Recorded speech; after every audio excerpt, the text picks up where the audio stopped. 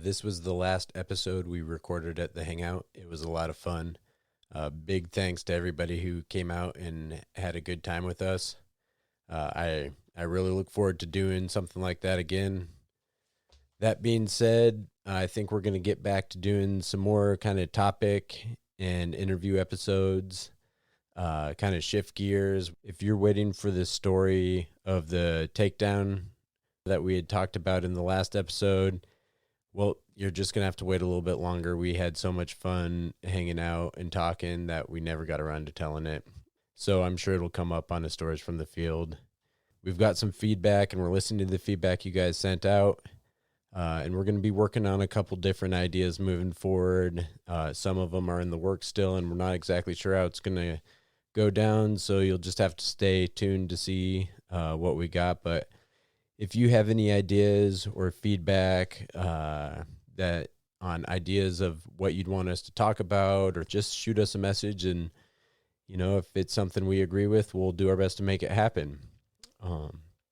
With that, we'll take care of some business and then get right to it. This podcast is for informational purposes only. It is not, nor is it intended to be, a substitute for professional arboriculture advice and should never be relied upon to perform or direct arboricultural work. The Tree Thinking Podcast makes no representations as to the accuracy, completeness, or suitability of any information on this podcast and will not be liable for any damages arising from the use of any information in the practice of arboriculture or tree work. The views and opinions expressed in this podcast are those of the guests, and their appearance on the podcast does not imply an endorsement of them or any entity they represent. The podcast and its hosts are not to be held responsible for misuse, cited, and/or uncited copies of the content within this podcast by others. The Tree Thinking Podcast may not be reproduced or distributed without the express written consent of the Tree Thinking Podcast. It's another Tree Thinking After Dark with the crew. If you enjoyed the last episode, you should love this one too. It's night 2 at the Tree Thinking Hangout, and we let loose. We have more whiskey, more beer, and more tree stories for you to hear. Every now and then, you gotta let the good times roll. On an episode like this one, you never know where it's gonna go, and that's half the fun. On this episode of the Tree Thinking Podcast, we are joined by a couple of the most humble and accomplished tree people I know. It's always a pleasure to have Dan and Scott on. We talk about sharing knowledge, how to work at your best, climbing a tree you planted, and much more. On success, failure, and the spirituality of tree work.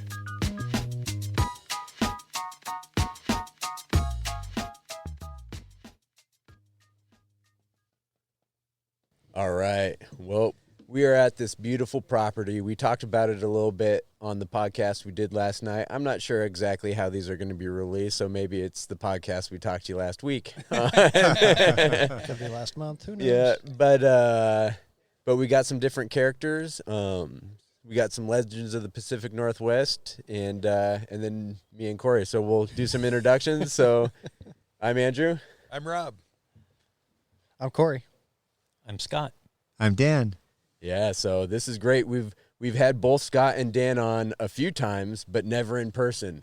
So it's great to be looking across at you and chatting trees. Awesome to be here. Yeah.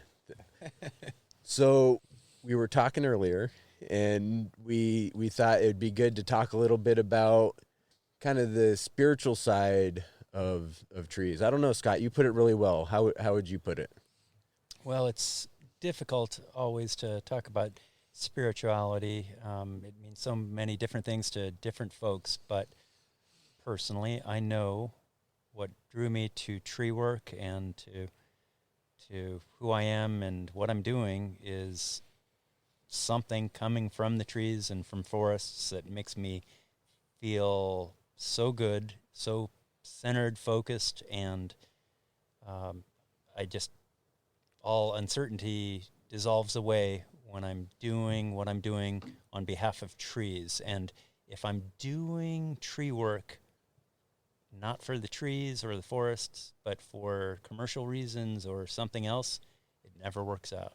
But when I'm dialed in, when I'm centered, when I'm working on behalf of ecosystems or organisms that depend on trees or on behalf of trees, it's perfect. And there's we've all experienced, you can tell a tree person, someone whose lives have been touched by trees. It's a glint in the eye.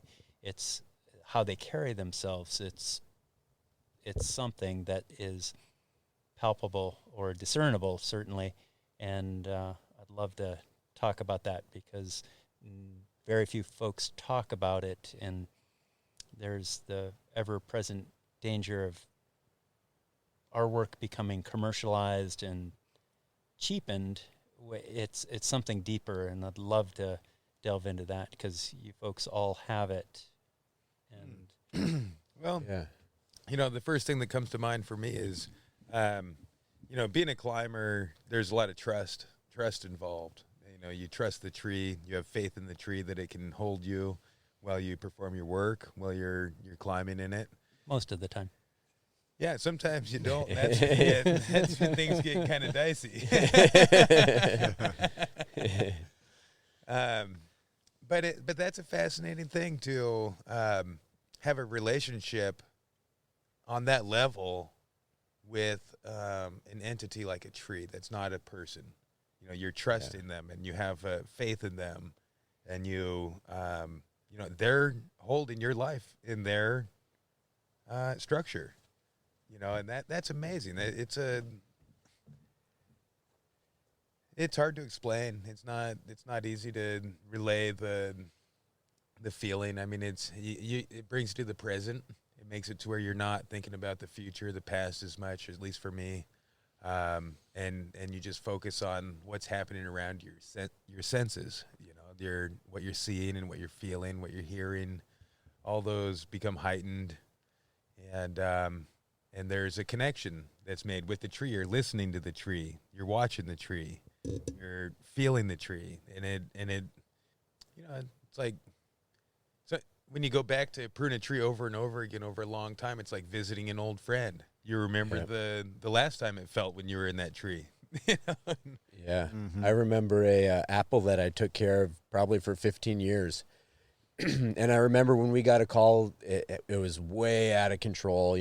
Apple had been neglected for a long time. And so we, did the big cuts to bring it back in. And over the years, I'd take care of it and it'd be like, all right, well, this is how it's doing now. So this is what we, need to do. And I really felt like I had formed a relationship with this tree because you could see when it wasn't doing very good and you'd want to take care of it, nurse it back to health, or see when it was really vigorous.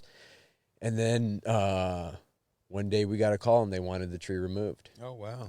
Yeah, it was like it was an emotional day for me. It was really, but they into their 90s. So he's like, I can't take care of it anymore. I can't have it. It's dropping apples and leaves in my yard and it's creating this huge mess that I can't deal with. I got to get rid of it. And, we talked to him, we tried to convince him to keep it and he just wasn't into, and if we didn't do it, someone else would do it. And so it was kind of a full circle thing. It was really sad and emotional removing the tree, but it was, in some ways I'm glad I did it rather than have somebody, because I was able to give it respect, and like thinking about the last decade that I've been taking care of the tree and, kind of saying goodbye to it as we were removing it.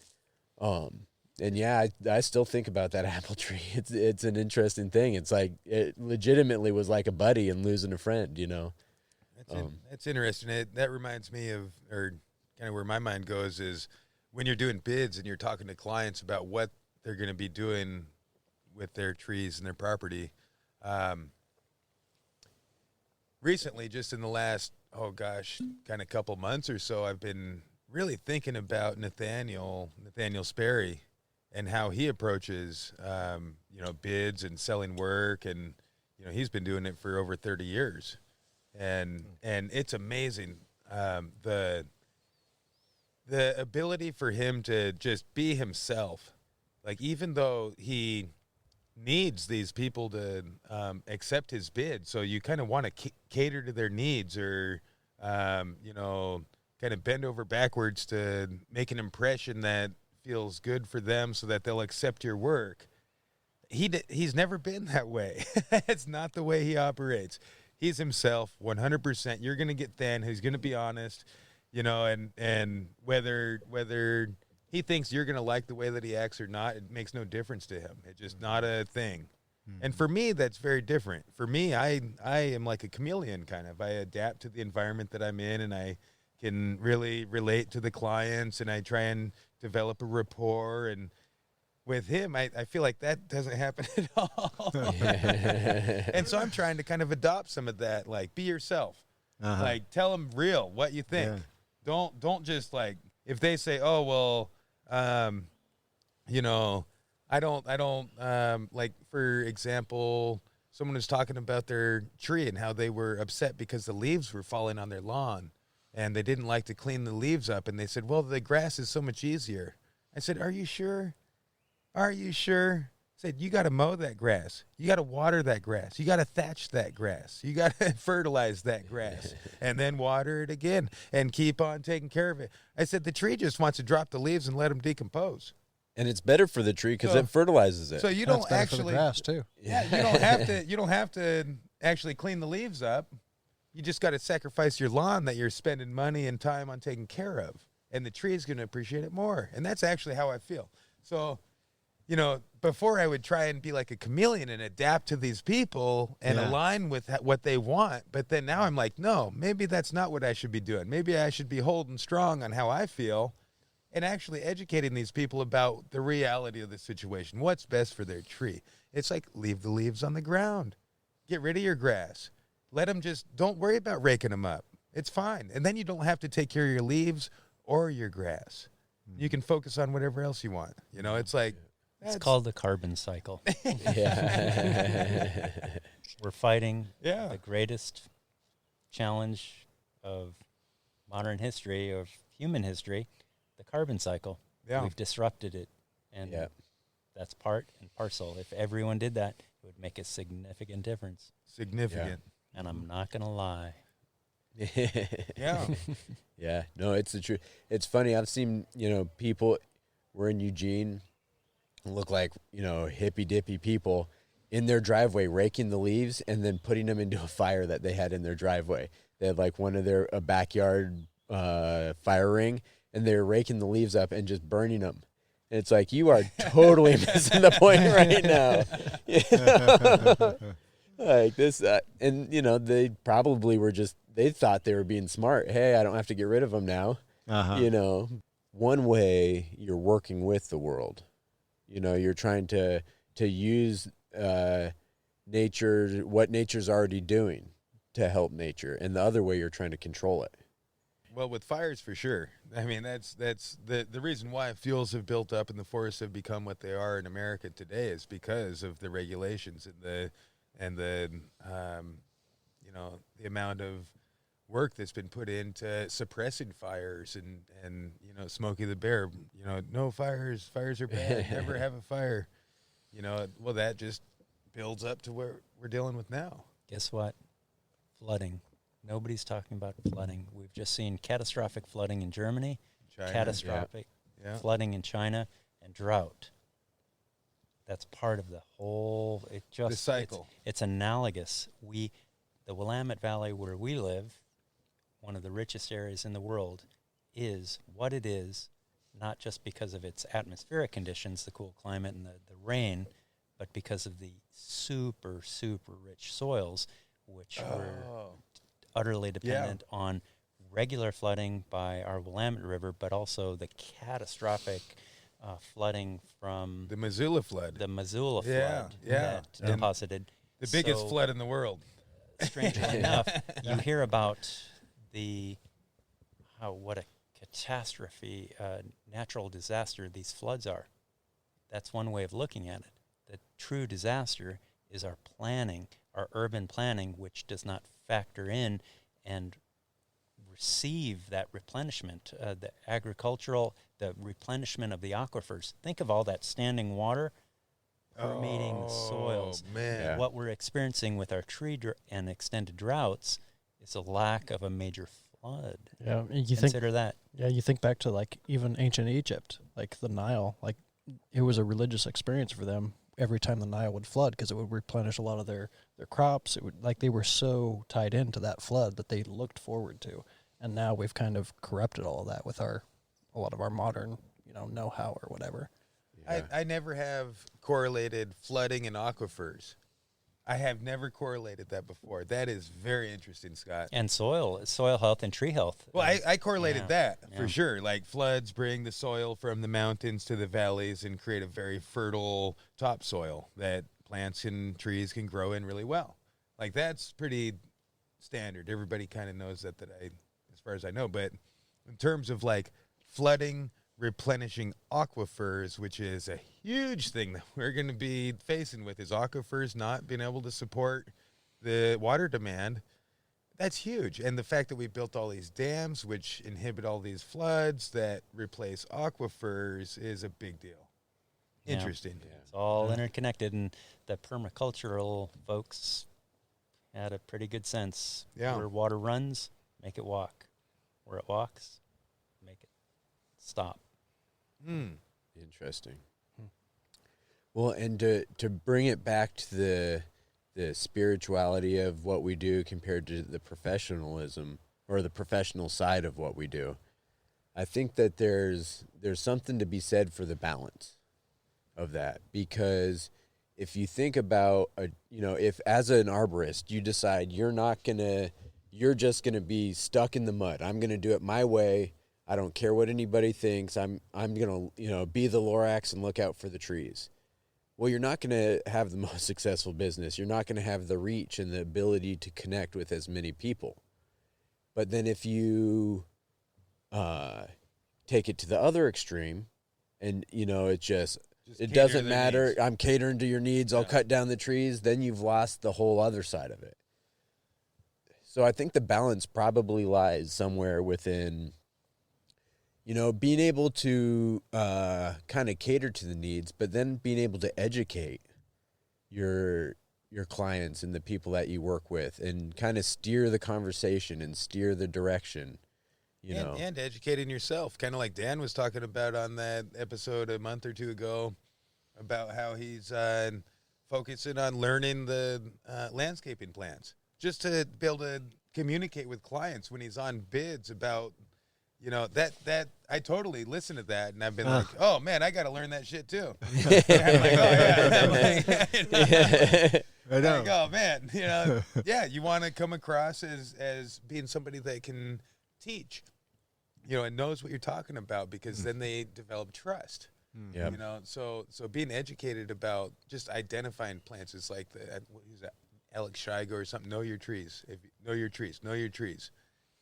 Yeah, that's great. Well, it's probably greater for people that are more wired to just like retain information better than I am, but that's okay. I'll still try. Yeah. That's why I got to keep reading. I got to read fast and I forget.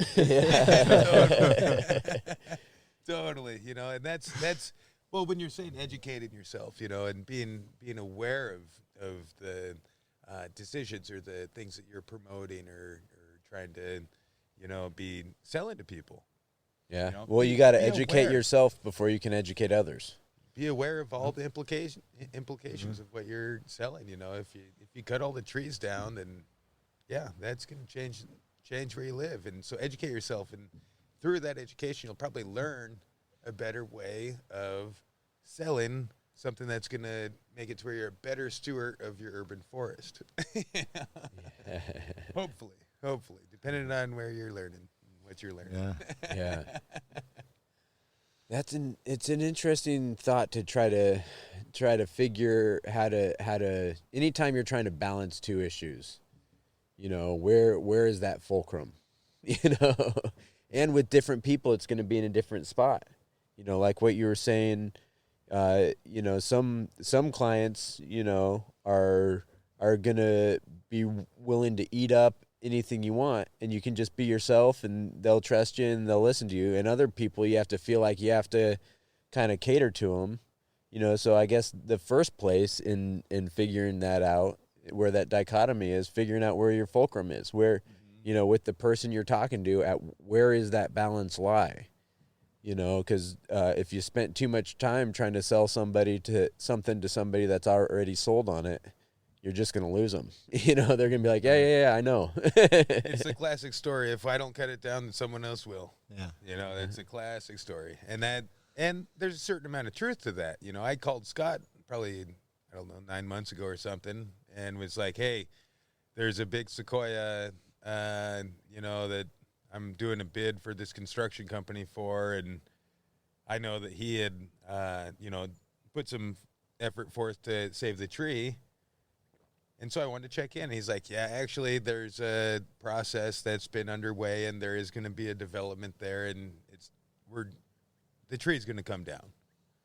And so I was like, so you're cool with me bidding on it? And he's like, yeah, cool with you bidding on it. You know, it's like right on, cool. That kind of level of communication, or understanding or research of understanding what the story is behind the tree. Does it really need to come down, or is it up to interpretation of whether or not it needs to come down, you know? Yeah, doing your due diligence. Yeah. Yeah, and coming into those conversations and just you know, staying true to your convictions and being like, hey, you know, I'm trying to speak for the trees. I'm trying to be a good steward for the trees, and you know, maybe that comes through. Maybe you do wind up removing the tree, but you maybe have planted that seed in that property owner. You've planted that seed in that developer, and they're like, oh, there are people who actually care about these things. They're not just, you know, things that we cut down because they're in the way.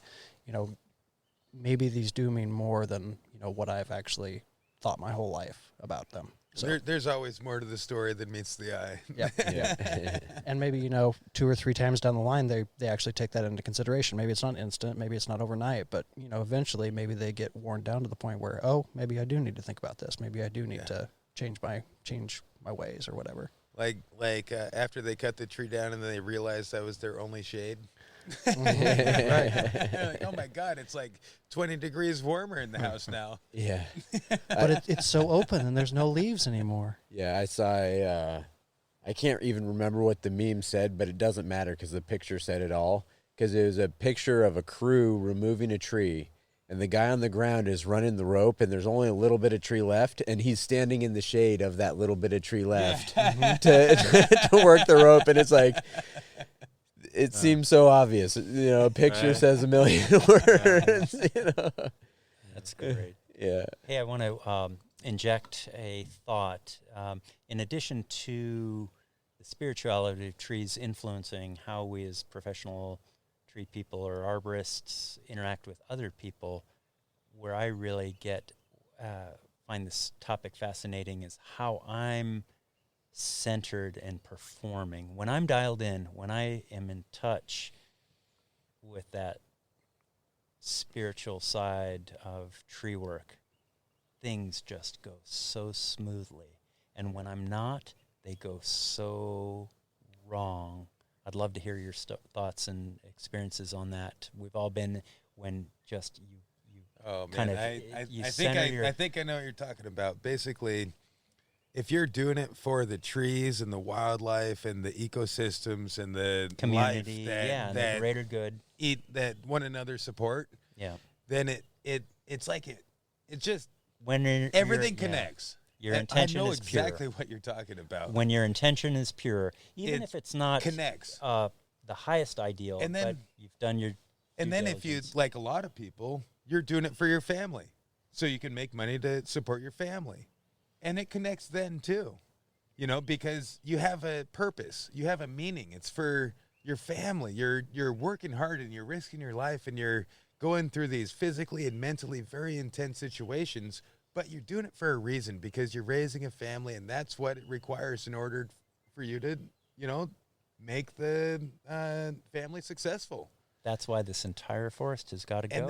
And then well, that can work. You can justify that pretty easily within your mind. For your family, you're willing to sacrifice the forest, you know, and it generally can work out pretty good for a short term. Yeah. But if you're only doing it to self-enrich, then things generally probably won't work out very good at all. And especially if that little voice on your shoulder is saying, maybe this isn't the right thing to do. But if you're doing it for the trees and for the wildlife and for the ecosystem and for everything that it is, if that's why you're doing it, I guarantee you're going to have some initiative and some power that you never knew of, you know. And when you're doing something that you would normally feel like you can't do, you'll be able to do it, you know. But if you're just doing it for the money, you'll be like, I can't do this. I'd love to It's hear. above my pay grade. Yeah. I think a big part of that is confidence, right? Anything you do with confidence, you're going to do better because your mind is focused. You're on a mission, right? And I think that's what you're talking about. If you're at one with what you're doing, you're going to be doing it with confidence. You know. Yeah. I'd love to hear Dan's. Can you think of a recent job where it was a super challenging job that you thought, oh man, this is going to be a drag, and suddenly you just made it happen. Things worked out perfectly. You felt like the stars aligned, and upon retrospection, you realized, yeah, I was centered and in connection. Every job I know. Yeah, that's what I thought. No, but once you get rolling, I don't know, you know, because what pops into my mind is big removals, and it's like we're not talking about big removals here, you know. Yeah. It can be. It can be. I mean, You know, right. I don't think that that's excluded. no, Yeah. right tree, right place. And I mean, and my mind goes to the same place, to be honest Yeah. with you, Dan. My mind, Wow. because that's the most complex kind of or easiest thing to, I think, put into that box. Challenge. In fact, It's what we know the best. It's Yeah. how it's the easiest thing to us Yeah. for us to define is the physics of how to remove a tree. But if you think about the health of a tree and you think about the health of a forest, that's so much harder to define. So so because you can't, it's harder for you to like connect the dots on the health of a forest or the And if you know that tree is being milled, if you know that you felt a pang of remorse for removing it and that you lobbied the client to replant or to understand the loss that was occurring as a result of the loss of that tree, and that you compensated for that loss and did your outreach to make them feel that loss and do something else, that's the spirituality of. So it's probably the same concept as with a big removal as it is with a fine pruning or with a planting. It's righteous. Or with scientific research or with, you know, any of that. It's probably the same concept of like when things all align and you feel like what you're doing is really righteous and what you should be doing. I've and like, been where is that with you? Well, I've been really enjoying planting trees lately because I've been so you know, working, pruning, but I haven't had land to plant trees, and now I got this hunk of farmland, and I've just really been enjoying each season buying as many different fruit trees as I can. And Nice. making the holes as good as I can, and you know, mixing the soil and getting it all like, here's my baby, Yeah. and then you know, watering, Orienting it to the Yeah, sun. Come on, and getting a little orchard going of different trees. It's a lot of fun. I can't wait. It's only been a couple years now, you know, and Yeah. so I can't wait to be, you know, training them. I'm going to keep them Yeah. all short, and so I can pick. And I got designs in my head and stuff. So I've been enjoying that instead of, you know, running the chainsaw, just planting trees. And I'm like, I wish I did more of that. Yeah. yeah. That's Well, the apparently these essence of- days, if you're an arborist in Oregon and you plant more than a certain amount of dollars or trees for any particular job, you need to get your LCB. Terrible. I mean, it's just crazy to me. But, I mean, Yeah. we should be promoting more tree planting more than, like, hindering companies from being able to do it, especially in the arboriculture community. But either which way, I'm going to do it. I'm taking my test soon. Just get your LBC and just do it. Nice. You know? Yeah. What is that LBC? I don't know. It's a landscapers contractor board. Oh, Yeah. okay. And they have a special thing for arborists. They just revised it in the last couple of years to where you have to have your LBC in order to plant more than, I think, $500 on any one contract or more than a certain amount of trees on any one property. Huh. And so just, I mean, it sucks. It's just another thing you got to do, but go get your LBC so you can plant more trees. If you're in Oregon, I just want to point out how ridiculous it is in Oregon for us as arborists. Like you get your CCB license, and to get your CCB license, you go through and like learn how to do drywall and learn how to dry rot. Yeah. Put trees on But it but for us. but yeah. but then you can't plant a tree. Like one of the They're like, okay, so when you have flooding on a construction site, then what's your mitigation plan? It's like, well, prime example of a lack of clarity and spirituality about closing the loops. Well, and that promotes people that aren't really in it because they love tree work. Yeah. You know, it promotes people that can just pass a test. Right. You know, compared to somebody that really loves trees to the point where they're going to focus on learning how to, or they already know how to do the tree work because that's what they love to do and that's what they've always done. Right, and it doesn't push it towards a profession either. It's the bureaucracy of it. It's the fact that it's hard to cater things like that to be specifically what's in the best interest for that industry. You know, it's like, Totally, but that's challenging because it's hard to change. Yeah, And but bureaucracy at its best is a support system, right? It you know, at its best, it should be helping an industry become better. Like, we're going to create these rules to make sure that your industry is safe and professional. And that's not what's happening. not at all. No, you know? Well, to a certain degree, it is. I mean, we've had some injuries at the company, and I met some professionals at OSHA and SAFE, and they've been wonderful to work with. Not all absolutely bureaucracy. wonderful. They taught us a lot. not I'm just talking about the CCB situation. Okay. Yeah, which is a different thing. It's There's basically the guild system protecting its turf. yeah, which is, you know, yeah. Like, bureaucracy is good. It's necessary when you develop to a certain stage or a certain level, you know, but you, in a perfect world, you'd be able to address what a lot of people probably think as being little things. Oh, you know, to plant trees to the people that are making the rules for the CCB, they're probably not arborists, and they probably don't have the health of the urban forest in mind, and they probably don't understand all the little things that are, you know, impacted by their decisions. So Future of the world, for instance. that's tough. Yeah. That's tough. Future of human race. To make people that are in charge of that fully understand everything on the level that we are is kind of not really practical. No, but I mean, we still need to keep trying, and we still need to keep pushing. Well, that's why Scott Altenhoff is doing what he's doing. That's why he's in the position that he is in the city instead of owning a tree service in Eugene. It's Or because huddling under a deck somewhere in actually- a fetal position. he's actually making change on that level, on that bureaucratic level. And so thank you, Scott. My pleasure. And thank you all. We appreciate it. It's mutual.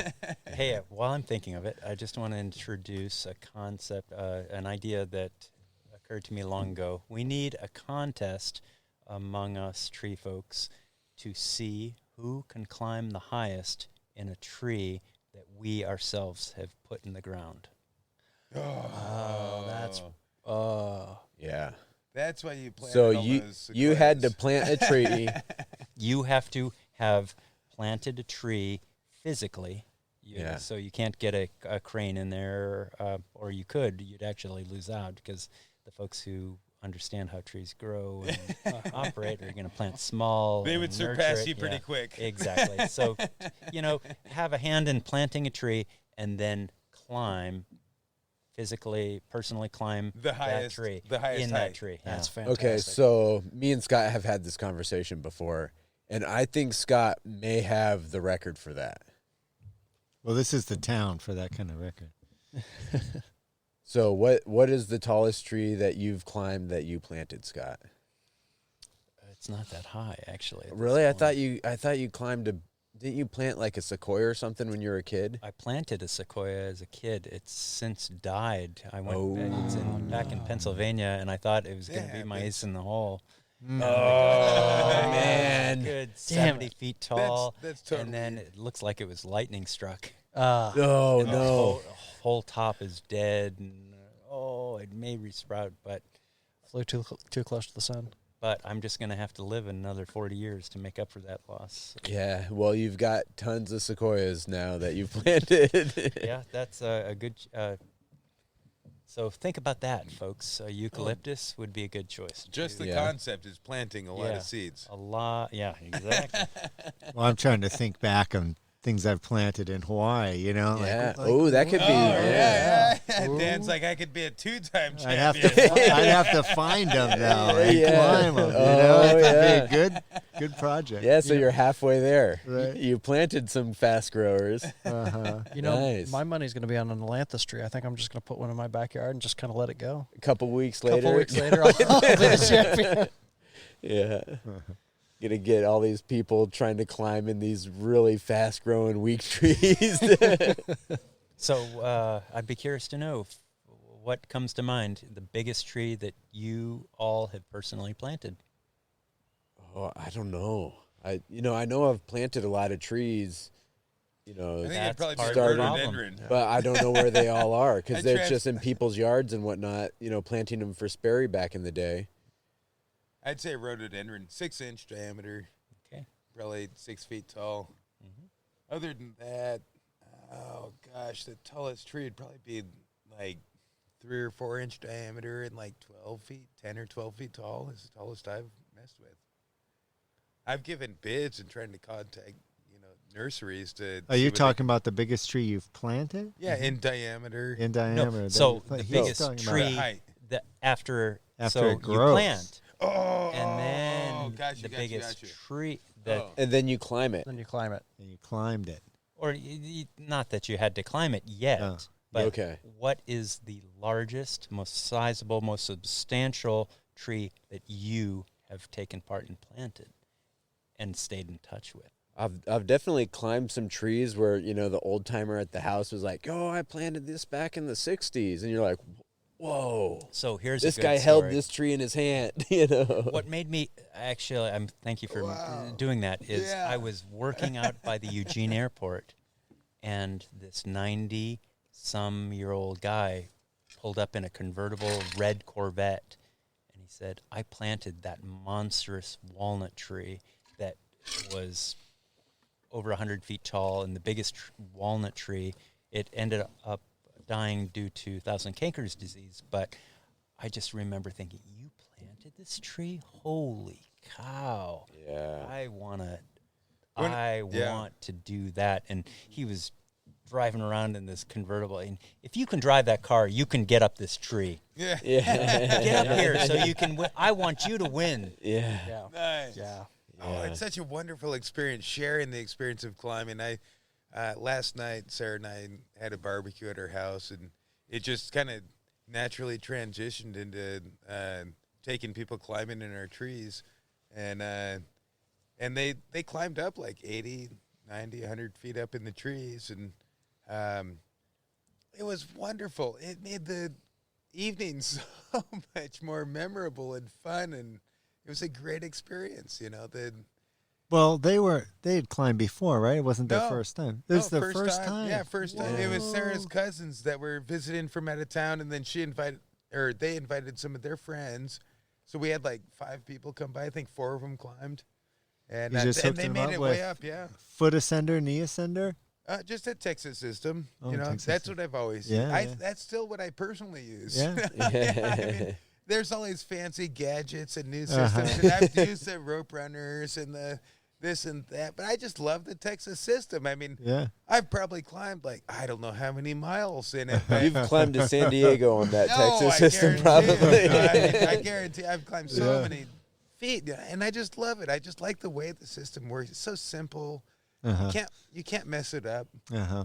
It's really ergonomically like really well. You can take one foot out and balance yourself here, there, put the other foot out and balance yourself there. I don't know. Yeah. I just love the You're not Texas alone. system. You're not alone. Yeah. Yeah. Steve Sillett, that's what him and his wife use. Yeah, They climb the tallest trees in the world. Yeah. Yeah. And so does Scott Altenhoff, and Right. so do I. I mean, it's just what we like. You Yeah. know? I mean, when it comes to Steve and his wife and Scott and me, I mean, we've probably climbed some of. Yeah. I mean, more frequently than most at certain times in our lives and whatnot, and the Texas system works and it's great, and you can go up and down, and You can haul stuff. Stuff, and you're using the right muscles, and I don't know. Yeah. It just works for me, and I've gotten back to it. I've tried a lot of them. I've used so many different systems, and I've always come back to the Texas for some reason. I don't know. Yeah, stands the test of time. Yeah. Apparently so. Don't mess with Texas.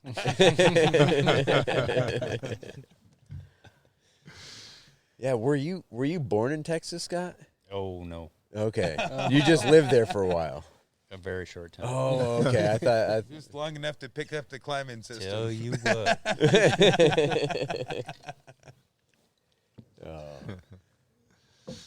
Yeah, there's something to be said for, systems that you're comfortable with. Even if they're all the new fancy gadgets and whatnot. I get that way with double rope climbing sometimes. Really? I love single rope too, and I climb a whole lot on single rope. But there's just something comfortable when I just get it, a French pressic, get my VT, just the pulley and double roped. I just feel comfortable. I've, limb walk so many limbs on it, and, just have the balance and going back and forth. It's just natural without a second thought. You just kind of running around like you're walking around on the ground. I thought you were going to say Blake's hitch. I love the Blake's hitch too. I do. I can't work on the Blake's hitch because it's just not as efficient as some other systems. But every now and then I'll pull out the Blake's hitch just for the fun of it, just for all the good times. If you're doing a double time, if you're using your tail. Yep. Oh, that's a great spot for it. Blake's, yeah. I actually use the Blake hitch a lot. Yeah. No, I do. I go through phases, but if it's depending on what it is, I'll hook one up and just almost every time I use it is like what Dan was saying. I'll have my normal setup with the hitch climber and the pressing setup, and then if I want to bop somewhere else, then I'll just tie up a Blake's hitch onto it itself. All you need is one carabiner and the rope. Yeah. That's it. Yep. And then it gets you to where you need to go. Yep. Yeah. And you're not taking any extra gear. It's already there all the time. Every time you climb, you're never going to forget it. But it doesn't look as cool as the captain hook, though. The captain hook is nice. You can always put it at the tail of your rope. It's true. It's true. Yeah. And so it's like halfway the same concept. Halfway the same concept. Yeah. It just doesn't look as cool, and you don't have the multi-$100 piece of gear that The you're captain hook, the captain hook is something that I look forward to developing a good affinity with. I love it. Yeah. You know what? So the new captain hook has a life safety beaner on the end of it, I think. What? Yeah. No way. I think so. Hold on. And so When did they come out with a new captain hook? Is that legal? Yes, it's legal. Well, so there's the hook, and then there's a carabiner that connects to the hook, and so the old one just had like a little utility carabiner that would come with it, Right. And I think the newer one might have a life safety carabiner that hooked to it, which makes me think if you have a really long lanyard, you could have it so you could just hook your captain hook to the end of it, throw that out there, pull yourself out. And then when you get there, just bring it around and clip it in, and then redirect and do whatever you needed to do. It wouldn't be like double rope. It's like a little double rope to get to the hook. Well, once you get to the hook, you throw it over the, you're trying to get from this trunk over to that trunk, right? Yep. You throw the captain hook, you hook it, you pull yourself out, tend your slack with your ART or whatever positioning system you have, right? With the cam. And so you get there and you grab the trunk and then you just pull the captain hook off around the branch and connect it into yourself. And then I see what you're and saying. then if you got that safety hook as a point of attachment. Well, yeah, you use the carabiner that's connected to the hook as a point of attachment. And then you could, if you wanted to pull another line over, because that's the one thing about the captain hook that makes it, so you couldn't really use it as a lanyard is you don't have that safety element to it. We'll have to talk to Tree Stuff and tell them to send one over. Or you could, yeah, I got a couple ideas. Then you could also put a prusik on, right at the back of the hook and have a carabiner on that. So you could then prusik that and just have the captain hook dangling. That's spicy. Yep. Oh, I'm doing good right now. I mean, I've got some in my glass right now. But, all right. That's interesting. I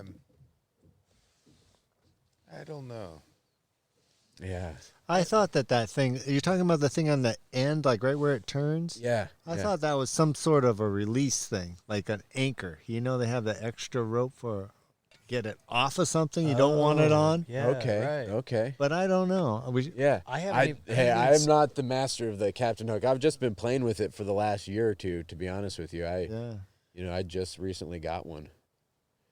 So My foreman's got one. I steal it from him when I can. But it's nice when you can use it. Yeah. yeah, when you use it and when you actually get it to hook, and when it doesn't get stuck on a bad spot where you can't then release it, Yeah. it kind of reminds me of when you first get the throw ball, and Yeah. you're not hitting every shot, Yeah. and it's like, man, but when I hit the shot, it's a game changer, Yeah. So that's the way I look at it. It's like, all right, I just need to kind of struggle with it for a little while, and then once I get that flip down to get it off and all that stuff, then it'll be next level. Speaking of that, that reminds me of what I was talking about. I'd love to hear about when you have made the epic shots, the entry shots to a tree, when you just feel so righteous and dialed in, as opposed to the times when you take 40 times and then get stymied and everything that can go wrong goes wrong. I'd love to hear. I just had one of those, and Scott, it was a tree you and me were climbing, and so I have proof that I got it. We were setting up the climb to take the mayor up into the tree, and everybody had their crossbows and their Scott shots out, and they're hitting shots that there's no way you can hit. But I'm just kind of waiting around, and I'm like, man, I haven't been using the throw ball enough. I need to get some practice. So I couldn't believe you hit that with yeah, that I pull out the cube, and the fourth shot, boom, hit 100 feet. Wow. Yeah. I was like, holy smokes, I still got it. On that note, that was a terrific shot. It just dropped. It was perfect. Over like an 8-inch branch. And then right next to the trunk. It was right perfect. next to the trunk. It probably just lobbed 1 inch over the branch. No, I like to. Just The branch was at 99 feet, so I like to think it went about a foot over the branch. I think it gets you 200. I think it only went 6 inches. Yeah. In your mind, it probably hit lower, bounced up, and went over. I'm pretty sure a bird grabbed it. And dropped it over the branch. And ultimately, your mind is all that really matters. Yeah. Yeah, for you. Caw-caw. I didn't see you make the shot, so So where are we talking about? What was happening? Can you tell me, Scott? It was a city park, and we were about to take the mayor up and some city councilors. Whoa, and taking the mayor climbing. Yeah, That's pretty cool. How about that? Have you talked about a challenge? Oh, we talked about it a little bit, but tell us your perspective. You're there. It was awesome. Scott and Corey took the mayor up, and she was a rock star. oh, she was great. Fantastic. But hold that thought. Let's finish the thought of the shot. You were clearly dialed in. I'll never forget one of the most poignant climbing memories of my life was climbing with Betty's Bernstrasser in the giant sequoias. And I remember thinking, yeah, he's awesome. He's amazing, but I have so much more experience in these big trees than he does. And we had a laser, and Bob Van Pelt goes, see that limb there? That's 130 feet. I just measured it. Can you hit that? And oh my gosh, talk about, it was amazing. He goes, oh yeah, that one? No problem. Really? First shot with such confidence, as you were talking about, with such surety that it was going to go just, and he willed that 7.5 ounce. I was gonna say, what's the ounces and what's the throw line? 7-ounce throw bag. Fishing line. What's going on? 7.5 is his favorite. Really? And it. Yeah. What kind of throw line? Just Zing it, no doubt. Fishing line? It was definitely no, dynamite. zing it, zing it. Zing it? Yeah, zing it. Really definitely. zing it? And just in his characteristic, and oh my gosh, and then goes, oh, I can get it closer, dung dung dung dung, and I was just, oh wow. No. So how does he that's maneuver a 7.5 Well, ounce so- throw ball in hang the on, tree? Hang on. Before we go With to how that he kind does of bark, no less. Yeah, Right? no, It right? This wasn't- is crazy. So here's the thing. This is crazy. This is what I'm angling for by even bringing this topic up. We think what we're doing is a physical endeavor, and physicality plays into it. But as we all know, those who get to the highest levels, it ceases to be merely mental. It's totally mental. It's far beyond mental. Yeah, it's will. It's a Iron will. spiritual. Yeah. It's a spiritual. It's a melding of the physical and the. Well, you know what? hang on. Let me bring this back, because we have a world champion here To wit. Yeah. that can attest to what we're talking about, because you literally achieved the goal of becoming world champion tree climber. And how did you do it?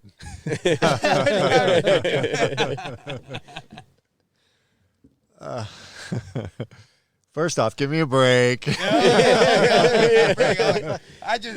seemed like it was a perfect timing. No,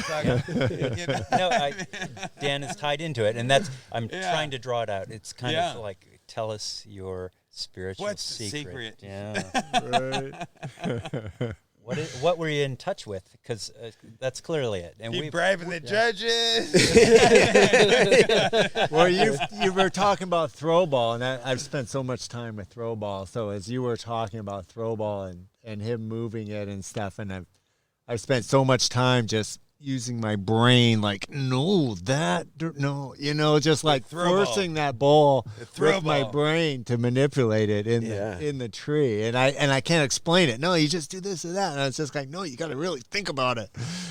Well, I think you feel it. It's more than thinking. You certainly think about it, but you feel it. Well, You when are manipulating the willing it. throw ball, if you think about it too much, like it's swinging back and forth, your timing is so precise that if you think about it, you don't get the timing right. You have to just be in the moment and like just making it happen. And you got to recognize when it's at just the right angle. Like if it's swinging and you're just like, okay, it's going to miss here. It's going to, you got to kind of get it right at the right time and not hesitate, get that. Boom. So you think your throw ball game was a big part of it?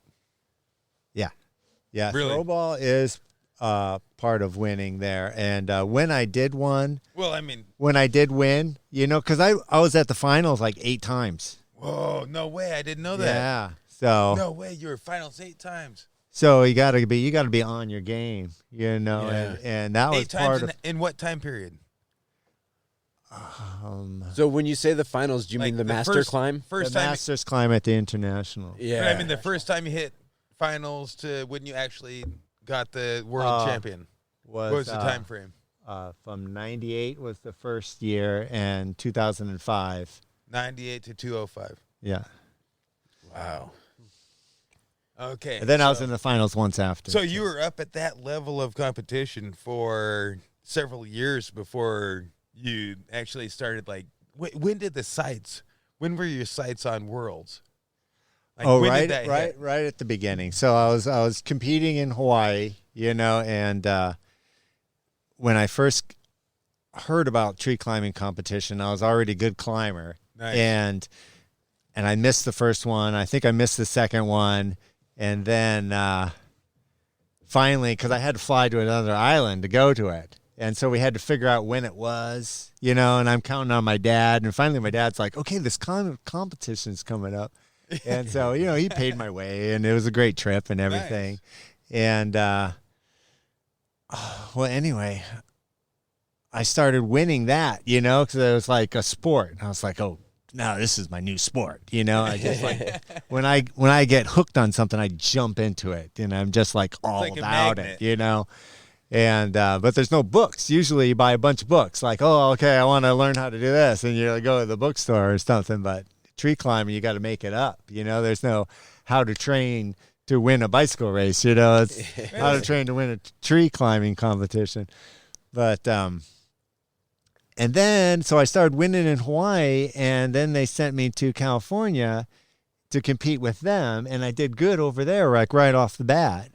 And Jim Harris, you guys know who Jim Harris was? Oh yeah, He used to compete down there. Nice. And then next thing I know, he won the internationals. Like I was reading in the magazines, like Jim Harris won. Yeah, and that was Holy like shit. 94 that he got won, I this. think, or something like Yeah, it's that. like I beat him in California, so therefore, theoretically, I could have won.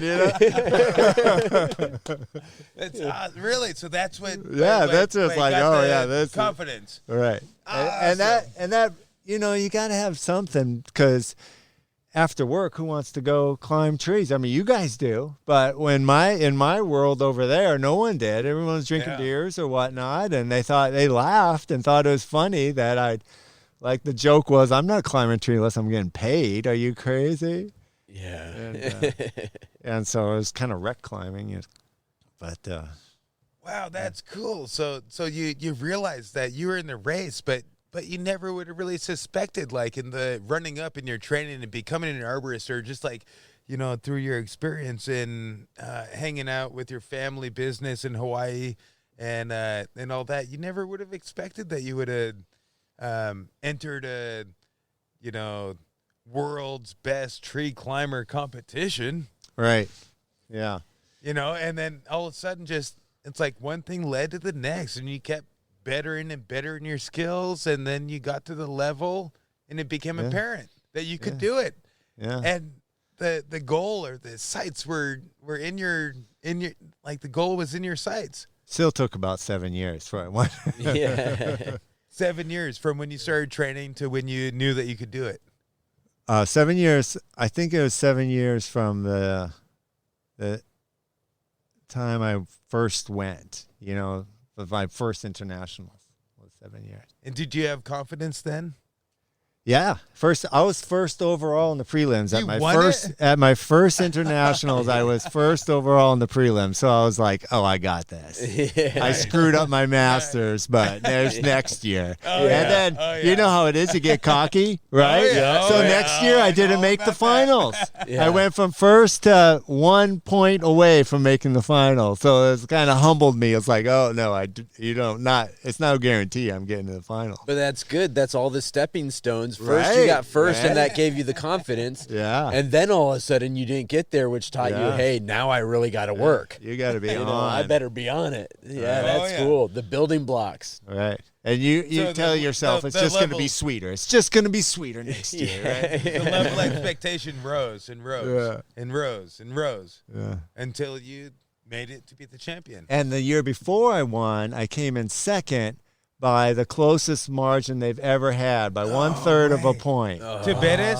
To Bettis. Yeah. And I thought this, and I was already been doing it for a while, and I started training less and less, more family, and I was like, wow, this might be the best I get. That was my closest shot so right there. you were feeling like this was the one. Yeah. You knew it before it happened. Well, I just got to say, I've never made the connection. I always heard Bedes, but tonight I heard badass.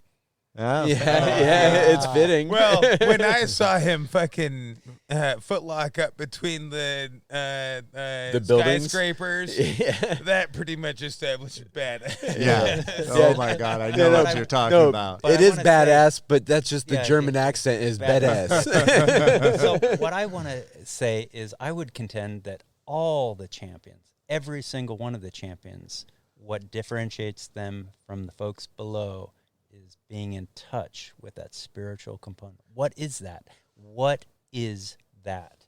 That when we're in the zone, when things can't go wrong, when we know we are dialed in, we're on the righteous path, when we're meant to win because it has to be. What is that? That is what. And I don't think it even has to be like I think it helps with the world championship, but even that throw ball shot that I made the other day, it was just a throw ball shot, but I didn't go into it like, oh, I got to make a throw ball shot. I got to hit this shot to get in the line so I can get the work done. It was just like, oh man, I haven't shot throw ball for a while. I want to, I just like, it's me against myself. I want to throw a throw ball. This will be fun. There was no competition on it. Well, that's not true.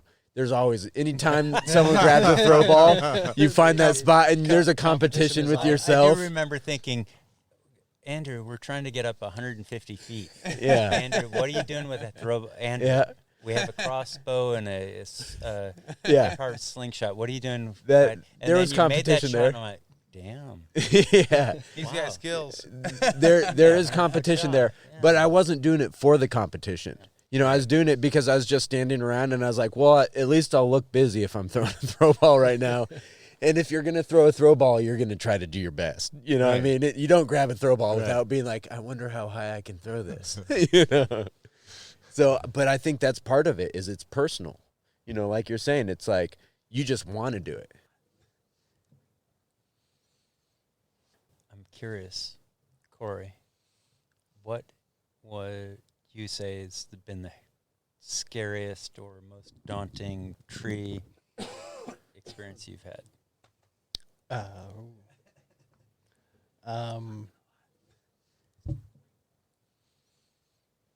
don't know. There's a couple.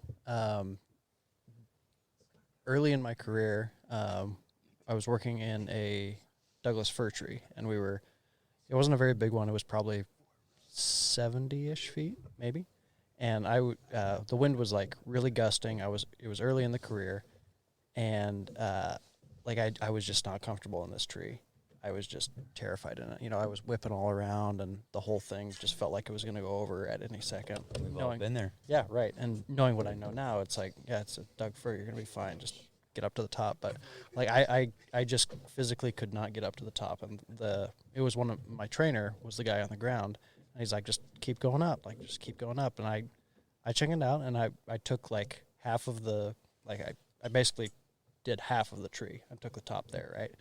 And it fell over. It was going the way I wanted it to go. And then this huge gust came, and it blew it right into a white picket fence. Oh. And it smashed that picket fence. It just obliterated this picket fence. It was bad. But, you know, I took a lot away from that. It was just like, I could have avoided that. Like, if I would have just gone up another 30 feet, if I would have just gone up another 20 feet, 10 feet even, like, I probably could have avoided that situation. But yeah, no, that stuck with me, and that was one that I still think about. It's like, just, you know, just buck up, maybe just wait just a little bit, just, you know, get your bearings, and then go up a little bit higher, But that's one that still rides with me right now. Nice, yeah. We all have those,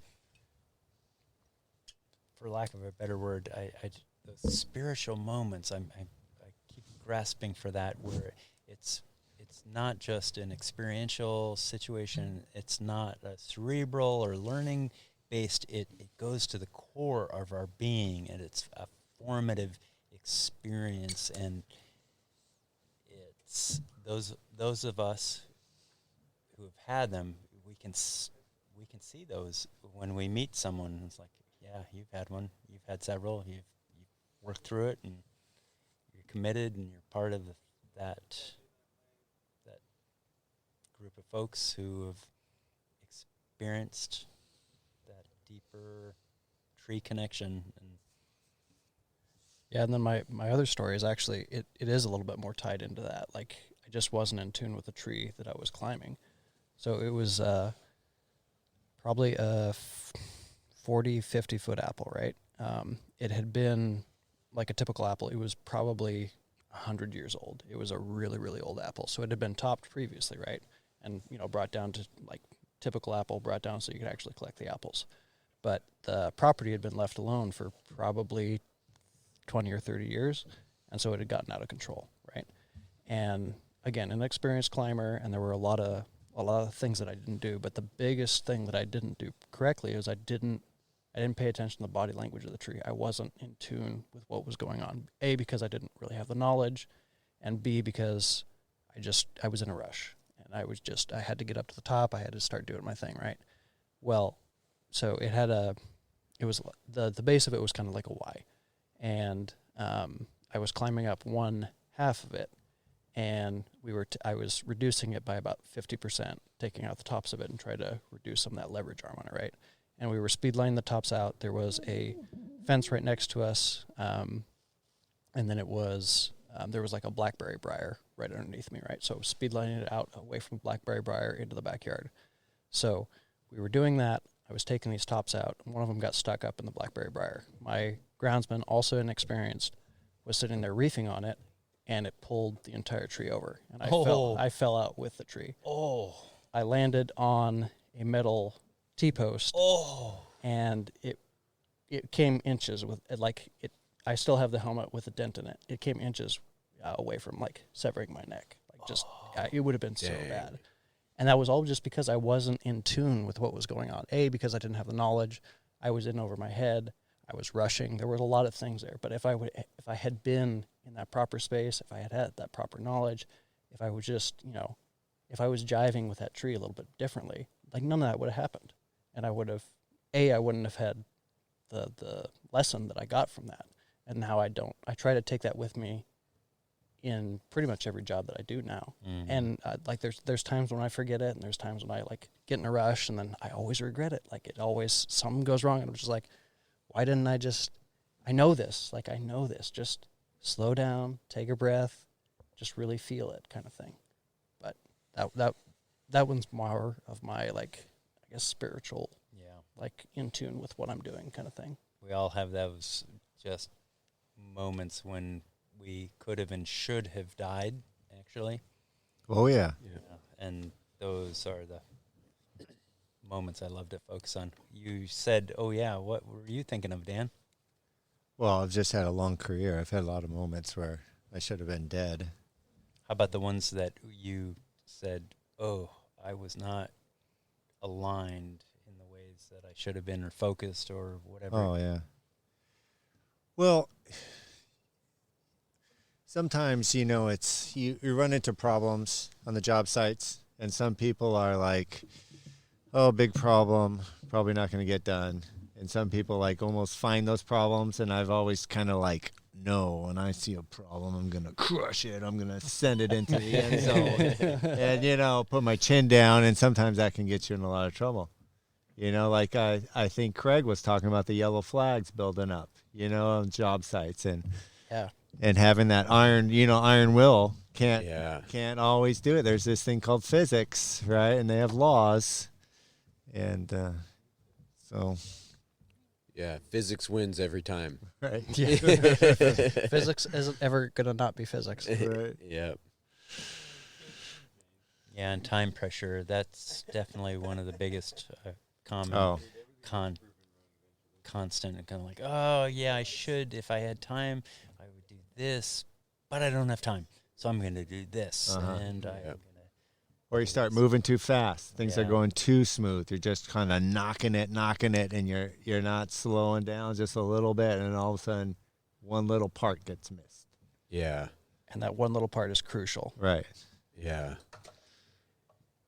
Yeah, it's so easy to get caught up in the production side of things. Mm-hmm. When, the best work you do is when you're not rushing anyways. Right.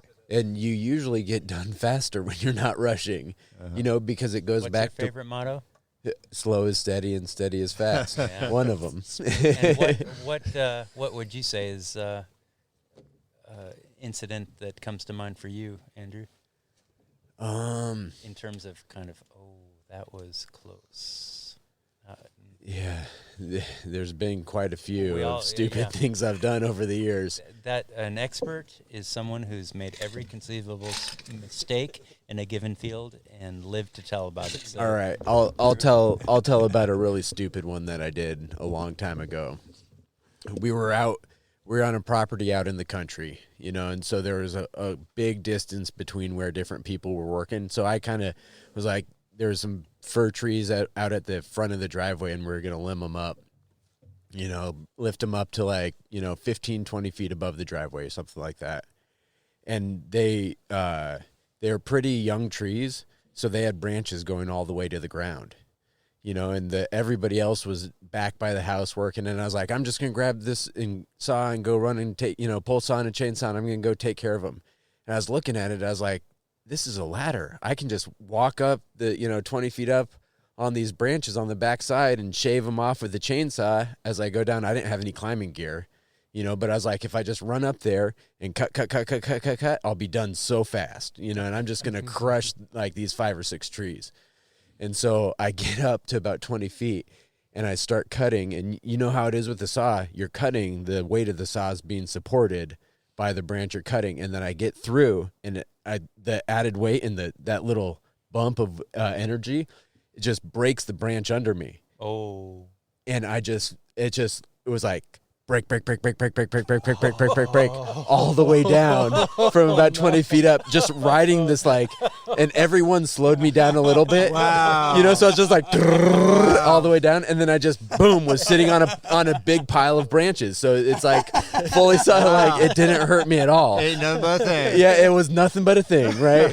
But it was just like, what the hell did I just do? You know? Next level. You could just totally visualize that. Oh, right? and just what you're visualizing is how it was like down to the ground. Like it was a natural machine. You know, the machine to slow you down with every crack.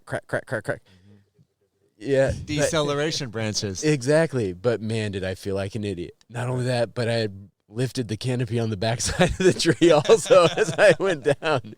So there's no hiding what I just did, you know.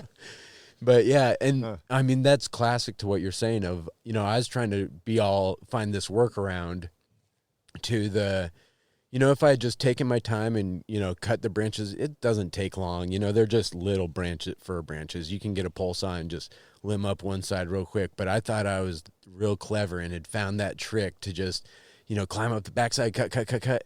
And, yeah. And I got really lucky. What's the take-home message? Slow is steady and steady is fast. Nice. Yeah. Nice. Yeah. If you and gosh, I train a lot of people that are getting into the industry and starting off from scratch, and that's the first thing that I tell them is take it slow.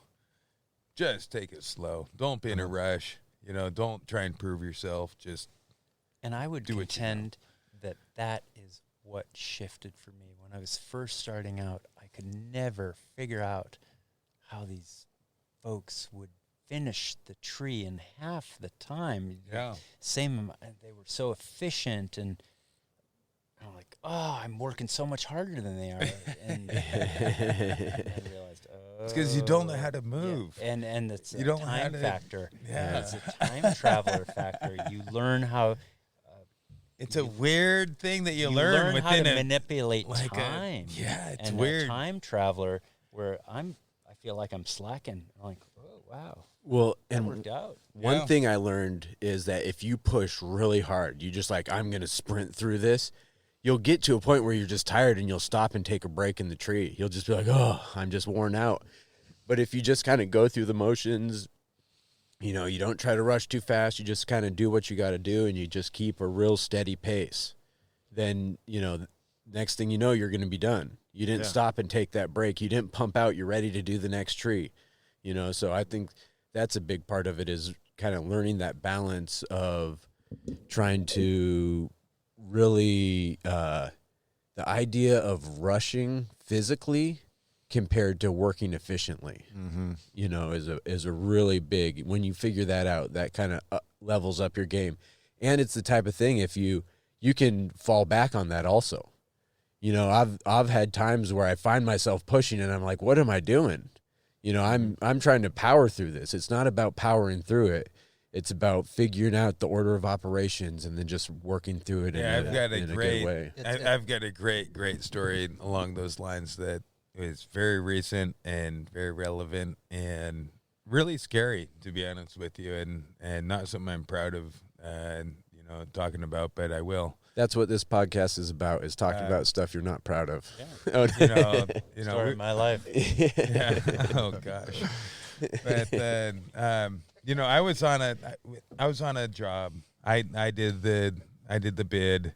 It's a big fir removal, real big one. You know, it's at least 40, maybe 46 inches at the base and 150 feet tall. Big tree. Up at the top of a hill in the backyard.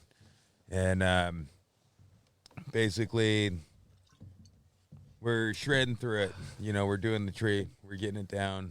And at the end, we were lowering the wood off itself. You know, it is negative rigging. just fucking chunking it down. We were trying to keep it, because our lower downs are rated at 10,000 pounds. And so I always tell the guys, keep it under 1,000 pounds. You can do whatever you want with 1,000 pounds if it's rated at 10,000 pounds. Say do a 10-to-1 ratio. That's what I always tell the guys. Say at a 10-to-1 ratio, whether it's your climbing line, your rigging line, whatever it is. Say at a 10-to-1 ratio when at all possible. You can go below that. That's cool. But whenever you can, stay at the 10-to-1 ratio. And so we were, pushing the envelope on these big rounds, big logs coming down at 1,000 pounds with our 10,000 pound, rigging line. And it was a big day, hot. It was really hot. And long day for the climber. And he's up there fucking treading hard. And then, he fucked up. He didn't tie off he set the whole thing up. He just didn't put it through the ring on the lower down. He forgot to put that's kind of a initial step, is to put the lower down through the ring before you connect it onto the piece that you're lowering down. The pulley, the ring, it's all the same thing. Yeah. The anchor that you're lowering it off of. And so he didn't do it. I mean, he had already lowered a couple hundred limbs and pieces of wood down. He's tired as fuck, and he forgot to do it. So this big 800, maybe 1,000 pound piece of wood came barreling down. Free fall. Like fucking fall, man. And it's on a hill slanted toward the house. It's like the worst nightmare that you'd ever fucking seen. Nice house. Beautiful house. Of course it was. And I fucked up, man. I mean, I'm not in the field as much as I used to be, and I make judgment calls really fast because that's just who I am. But I jumped in front of it. I jumped in front of that piece that came down. It's like 1,000 pound piece of wood. And it's rolling down the hill. And I put out a grunt and and I braced my feet and my arms to stop. Like everybody here stopped a piece of wood here or there rolling down the hill. Yeah. Like I did the same thing, but like 100 times higher stakes, because it's 1,000 pound piece of wood, not like a couple 100-pound piece of wood. That's basically a car rolling towards you right now. And it was the weirdest thing that the log wrapped around the lower down on the way down the hill. And the lower down was wrapped around the GRCS. And literally, at the exact moment that the 1,000-pound piece of wood hit my hands, it hit my hands as it stopped. Wow. Okay, so I'm just here to say this is what I'm aiming for about the spirituality. This is what I'm talking about, the spirituality of trees. Crazy. Some people would say it was just a configuration of the configuration of the rope and this and that. Just a subject of circumstance. I would contend it was about your intention, about your history, about your role in the broader universe. There is a reason you're here on this podcast tonight, in contrast to a piece of jelly underneath. Yeah, this might not be happening right now. Andrew would be visiting me in the hospital. Yeah, if you had just gotten run over by a piece of wood. One of those casts where your legs and your arms are straight up in the air. I did the Log Weight Pro. If anybody's out there that doesn't know about the Log Weight Pro, it's an awesome app.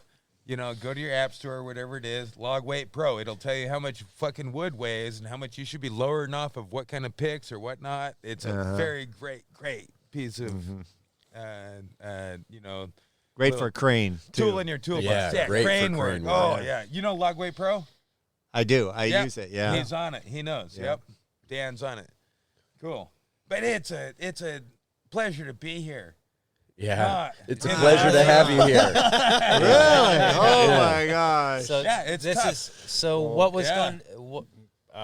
It was fight or flight, man. It was just it was fight or flight. Wow. It happened so fast. I thought it was tied off. I mean, you can imagine if you're sitting at the base of the tree or standing at the base of the tree looking up and it just keeps going. It takes a second. You're like, what is going on? There's not enough time to comprehend what is going on. What can I do? What are the things that I can do to stop this from happening? Except for just put yourself in front of it. I don't know. I mean, that's just what I did. I'm not proud of it. I'm not proud of it. I should not have done that. That's why I purchased liability insurance. It should not have been anything I ever did. Right. at all. Like, And no, you might I'm not fire an telling employee, anybody. I'm not and a you might badass fire dude. an employee who Yeah. did that. Yeah, that's a poor decision Yeah. for anybody to do, 100%. Like, Wow. I think it's 50-50. I give myself 50-50 whether or not I could stop it, and it's based on if my feet would have slid back and caught Wow. the load, Right. or if I would have tripped and fallen. Right. If I would have slid back, I would have stopped it. But if I Uh-huh. would have tripped and fallen, Uh-huh. it would have rolled me over, and it would have broke my bones for sure. Yeah. But I've been in the situation a million times. I've thought about it a lot. It's been a couple days, and I think it's 50-50.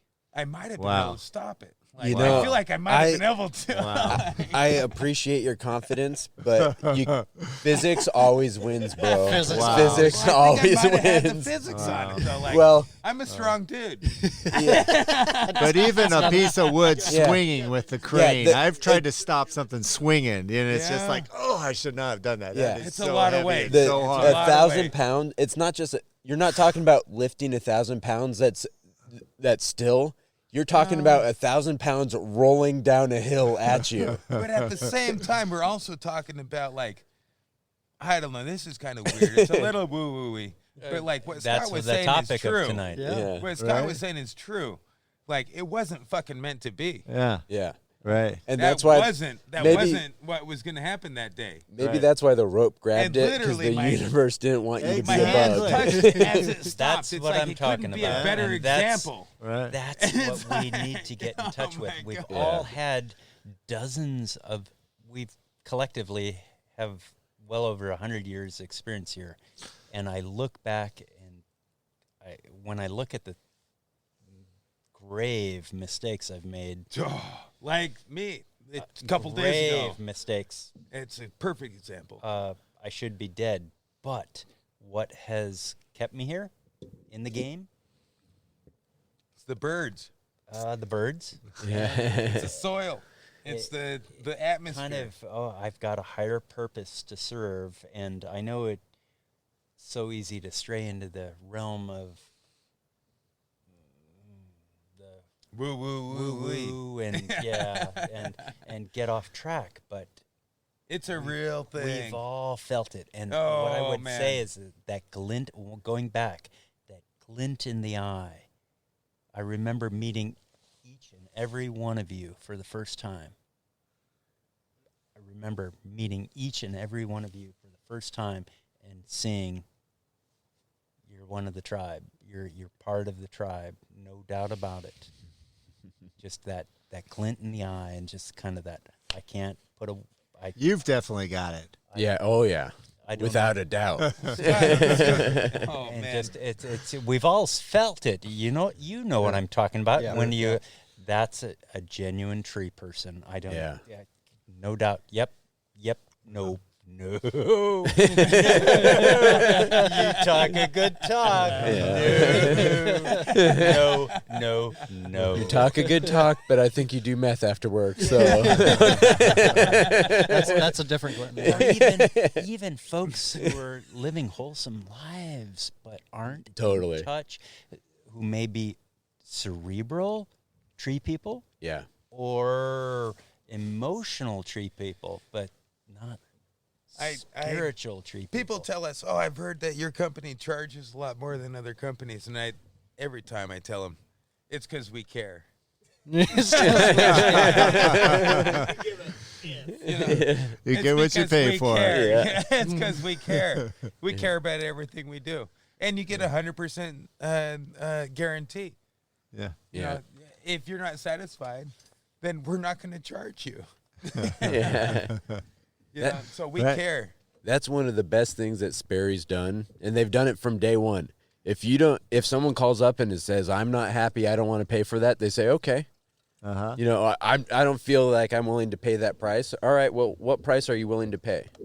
I remember when working in that capacity, we did a cabling job for these folks, a majestic oak, and we cabled this tree, and then we braced using, or we used a natural prop, Yeah. and then they didn't pay.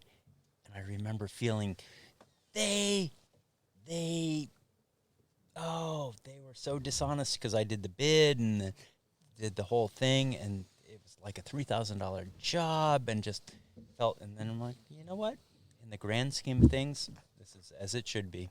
Well, and it's because why were you doing that job? To take care of the tree. Yeah, it was a majestic oak tree. That Oh, I remember hanging out with Scott Altenhoff when I was a young buck, way back in the day, and he was the climber on the job working at Sperry. And I always remember this. This is just something I remember all the time. But there was a tulip poplar that he was removing. He was in the tree, and I was on the ground, and there was just aphids like you wouldn't fucking believe, just shitting on me. Like, you wouldn't believe. They call it honeydew. honeydew. Honeydew was coming down like a rainstorm, and I was trying to prove myself so hard for Scott because I respected him so much. You know, I mean, Doug and Jeff revered him, and I would take the biggest pieces I possibly could across the yard while being shit on by aphids. and I was like, this is hardcore. Oh my God. Like, this is crazy. I'm being shit on by insects while trying to impress this person that I really revere. And like, it's not working out so good for me. But it ultimately Cut that tree down. It ultimately worked out. Yeah. Sometimes you just got to get shit on physically, spiritually. But I just wanted to impress Scott, just like I wanted to impress Doug. You know, I just wanted to be the best fucking ground person I could be and haul the biggest piece or you know, fix the chipper the fastest. If it's clogged, I want to get that fucker unclogged so fast. That's just what I wanted so bad. It was crazy.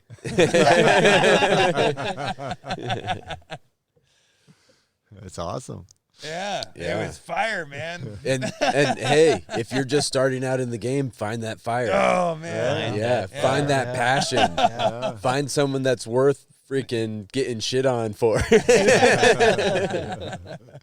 And it was all worth it, 100%. Right. Yeah. Oh, my God.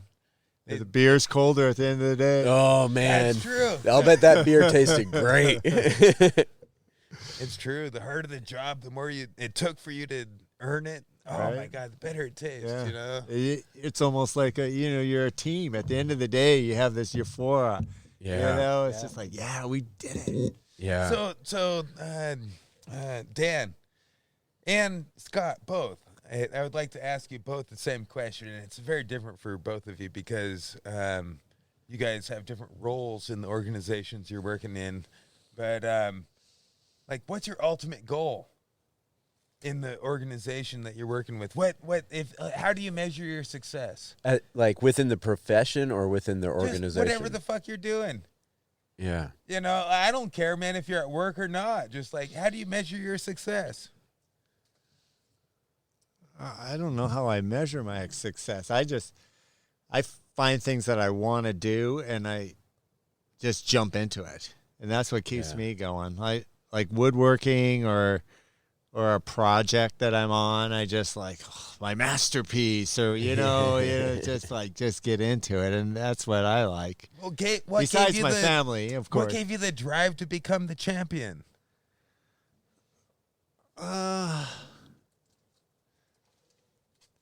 Your family? Was it yourself? Was it just a thought? It was something I thought I could do, and I liked doing it. I liked doing the tree. I liked doing it, so I would just. It came naturally. It came naturally, and I liked. So I kind of. cool. Oh, I that's liked. awesome. Well, the tree climbing, the tree climbing is so Oh, much I fun. do, The I comps do. are so much fun, and it's a fun sport. It was meant to be. It's fun practicing. You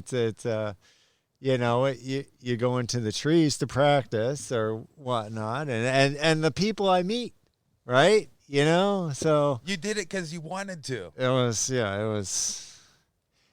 And there's no money. No one was there's telling no money, you had to. No it's- one said, you need to do this, Dan. Right. This is what you should do. No, it wasn't to impress my 100%. father. It wasn't all about impressing my No. father. Although Certain things probably have been. Certain things probably have been involved. Me too. I understand. But it was for you, and it was natural, and it was totally just what was meant to be. Right. Oh wow, I would love to ask Bennis the same question. Yeah. But Scott, what's your goal? What's your driving force? Driving force is what I'm sitting in the midst of right now. I feel so. I've known you guys for so long, and just to make a positive contribution in the world, to influence people and inspire folks, and to lead by positive and negative example. Don't do this, do this if you can, and make a difference and do good things. And So it's like leave the world better than you found it. yeah, leave it. Be yourselves. Yeah. Yeah. It's not unlike parenting, honestly. Yeah. My daughter is reaching that stage where she's about to fledge and just kind of be happy. Be yourself. Do good. You are awesome.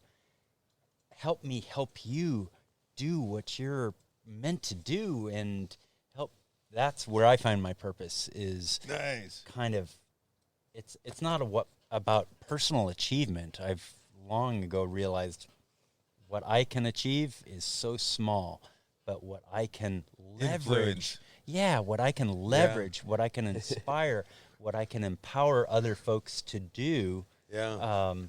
is so That's much more. And I feel the same way. so much more you know, gratifying. So providing the opportunity to other people is wonderful.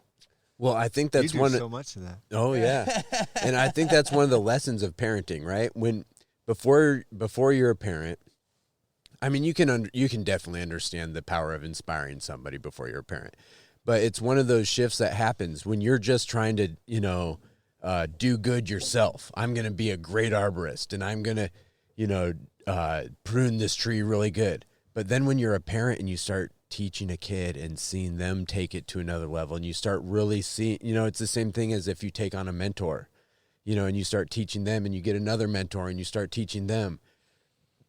Even if you're not mentoring them, even if you're just working on a crew for 10 years and you've worked with 20 different people and you've taught them and they've taught you, and then they've gone on to share tricks and you've taught the tricks they've taught you, and you start seeing how knowledge is shared and how the world starts becoming a better place. I mean, I think that's kind of what you're talking about. bingo. I don't know if it's the meaning of life. That's a bigger question that I'm not even going to try to understand. Well, It's the meaning of like sharing your existence with somebody else. Yeah, Well, getting back to the original topic is spirituality of trees. Right. That's really achieving goals and becoming more what you want to be. It's like, don't compare yourself to who someone else is today. Compare yourself to who you were yesterday. Yeah. Yeah. Exactly. Yeah. Yeah. It's like become a better person. That's Yeah. what as much as you can, And enjoy the ride. And Yeah. enjoy. And Yeah. if you fucking don't do it, that's fine. Yeah. Okay, that's totally okay. But try. If you can, then do it. Yeah. Just like that thought that you have, or that imagination that's going through your mind before you go on that big takedown. Can I do this or can I not do this? Well, try. If you can't do it, cool. That's fine. Then come down and you totally have that option, and don't feel like that's not okay. But try it, and it's likely you'll fucking do it. Yep. Yeah.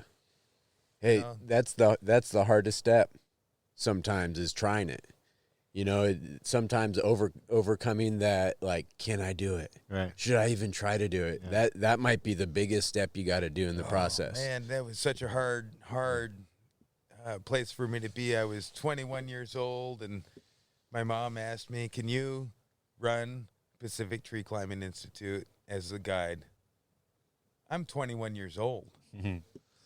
I said, yeah, I'll do it. And I did. And that was the biggest decision that I ever made in my life in terms of what, like, made my future. Yeah, you know? it's And defining. I never would have been in that position or that opportunity without Scott. Yeah. You know, Scott taught me just enough for me to know. Just enough. The bare minimums. I mean, I had learned from Doug Hornaday at Sperry Tree Care and learned how to climb up and down the smaller trees. And Scott and I had like gone scouting and climbed less than a handful together. But we climbed some trees. Mm-hmm. And then my mom asked me, "Can you do it?" And I said, "Yeah, I could do it." And Well, I did. and That just that decision. It's like, make the decision. Do it. Yes. Just have the confidence that you can do it. Even though I didn't know if I could or not, but I knew that I could decide not to. I remember Like, at that point. I remember just going, right on. Like, we'll see what happens. Yeah. And that's the same. I probably had the same feeling as you did at that time. No, it was. It's like, we'll see what happens, man. Yeah. And it worked, you know. It Yeah. worked Yeah. out. The It's rest is dissolved history. Now it's Yeah. dissolved. The company is dissolved. And it But- was success. We took thousands Well, and no, thousands of no. people climbing. Legally, the company is dissolved, but what it added to you and what it added Oh, to everybody yeah, involved that's will it. never be dissolved because that's the spirit, that's the soul of it. Yeah, you were Continues. just saying you took thousands and thousands of people up into trees. Thousands and That's thousands. thousands. Reverberation. Yeah, it's a compound interest. Yeah, we were just talking about sharing knowledge and giving snowball. people new experiences and whatnot. Like Scott, you know. Oh, go for it. Yeah. I don't have headphones on, but how does this sound? Great. We Great. good? Yep, we're good to So- go. Oh, there's no more wire for the headphones, so you might have to Who scoot a are little you closer anyway? Oh, that's to. fine. Oh yeah, who is Yeah, that? yeah. So- You got to Who's this introduce mystery yourself. guest we have? Who is this Mystery guest just showed up. Yeah, I'm the behind the scenes guy. Yeah. Right? My name's Eric DeBoard. I'm the guy who, like, if all systems are running smooth and you never see me, that's me. Yeah. I'm that guy. I'm kind of like the behind the curtain guy. you see tree thinking videos, the stuff Yeah. we've done with Yeah. tree stuff or any of All that the stuff. video That's stuff, Eric's like, wheelhouse. I'm happy to set 2 or 3 cameras up in a tree. I love that, and you never see me in any of them. It's perfect. But there's the PTCI, but there's also the free TCI. Right. So now that the company has been dissolved, right, I've got enough gear for a couple extra folks, There you go. and it's Yep. unlike that. Free TCI. The free TCI. I'm so It's sorry. free. But basically, it's here's the I'm deal. down Here's the with deal. I free got a TCI. couple. I would probably enjoy it more. Yeah, that was today was free TCI. It was. I got 2 extra saddles, and I got 2 extra setups. I got myself. I can take 2 other people, and it's great. But like today we took Jenny Engel and her partner, Mickey. Mickey. Thank you very much. Sorry, been a long day. But anyway, it was wonderful. It was wonderful, and it's just a little bit of extra gear. But the reality is, you're getting these folks up that would otherwise never get into a tree. Yeah. I don't care about making money off of it. It's invitation only. I'm not. It's not open to everybody. It's only open to people that I like. What is it about Well, that that's a great experience idea. that is so? We're all tapped But- into it. What Well, is we that? took Well, people well, here's out the deal. Here's the yesterday. deal, though. We had a barbecue at our house. You Yeah, know, you there's took no 2 people there's up. no registration or nothing. We Right. just took them up. You know, Yeah. that's what we do now. We, instead of paying for it, we just take them for free. Yeah, And I got to do that. that's why we were talking about the mayor climb earlier. That's I don't why think it's- I think that what Eric is talking about is what every fucking arborist should be doing. Take your friends climbing. Get people off the ground. It's going to change their perspective on the world. It's going to change how they think about themselves. It's going to change how they think about each other. You know, it's amazing. It's an amazing experience. And you have to think about it for a minute. So, like, literally, look at this last 2-week period that we've had, right? We've had Richard Branson and Jeff Bezos both went to space. Oh, That's crazy. That is absolutely crazy. That's amazing. And they have taken folks. We are now at the point of, like, recreational intergalactic travel. That's amazing. That's absolutely amazing. just that sentence that we are at the place of recreational intergalactic travel. I've never heard that sentence before. Yeah, Listen, just a sec. Think about it. Like, there's an impact to that. There's a huge carbon footprint. Big to time. that. But But you have to weigh the balance of, and every time we climb a tree, like I'm happy to do work climbs. I'm happy to do big removals. If it's warranted, that's great. But when we do these big recreational climbs, we have to understand that there's an impact to the tree, right? We may be climbing trees that have never been climbed before, and we're making rope burns. We're doing things to the tree that, like, there's going to be some amount of impact. So you have to weigh the cost of that, right? Yeah, those trees are homes to certain creatures. But what is the cumulative effect of taking somebody up into a tree, right? Who is an engineer, who's a planner, who's a mayor, who's somebody who can make decisions, right? Big decisions, right? Getting them up there, getting that perspective, having that experience, and then relating that into the real world. That is a very compound interest effect that happens. And it's not with money, it's just with good karma, right? That's happening. We're putting that out into the world. And so, yeah, it's super invitation only. Like, I love to take people up into trees, but it's only the folks that I really want to take up into trees. Let's face it. I'm not going to make any jokes. Like, this is not, this isn't bungee jumping. This isn't extreme sport, right? This is more like a meditation type thing. We want folks tuned in to the natural world, getting that experience, getting up there and having that just wonderful moment in a tree, and then relaying that into their everyday life, whatever their occupation is. And it's crazy to think about it, I mean, I feel like that's what Scott was thinking before he talked to my mom and started PTCI. Yeah. That's like the same thing. Yeah. It's like, it's a wonderful thing. Everybody wants everybody else to feel how you feel while you're climbing a tree, because it's amazing. And it'll change your life. It'll change the way you look at the world. It'll change the way you make decisions, or you think about yourself, or all these wonderful changes that you can make in your life. Tree climbing will facilitate that.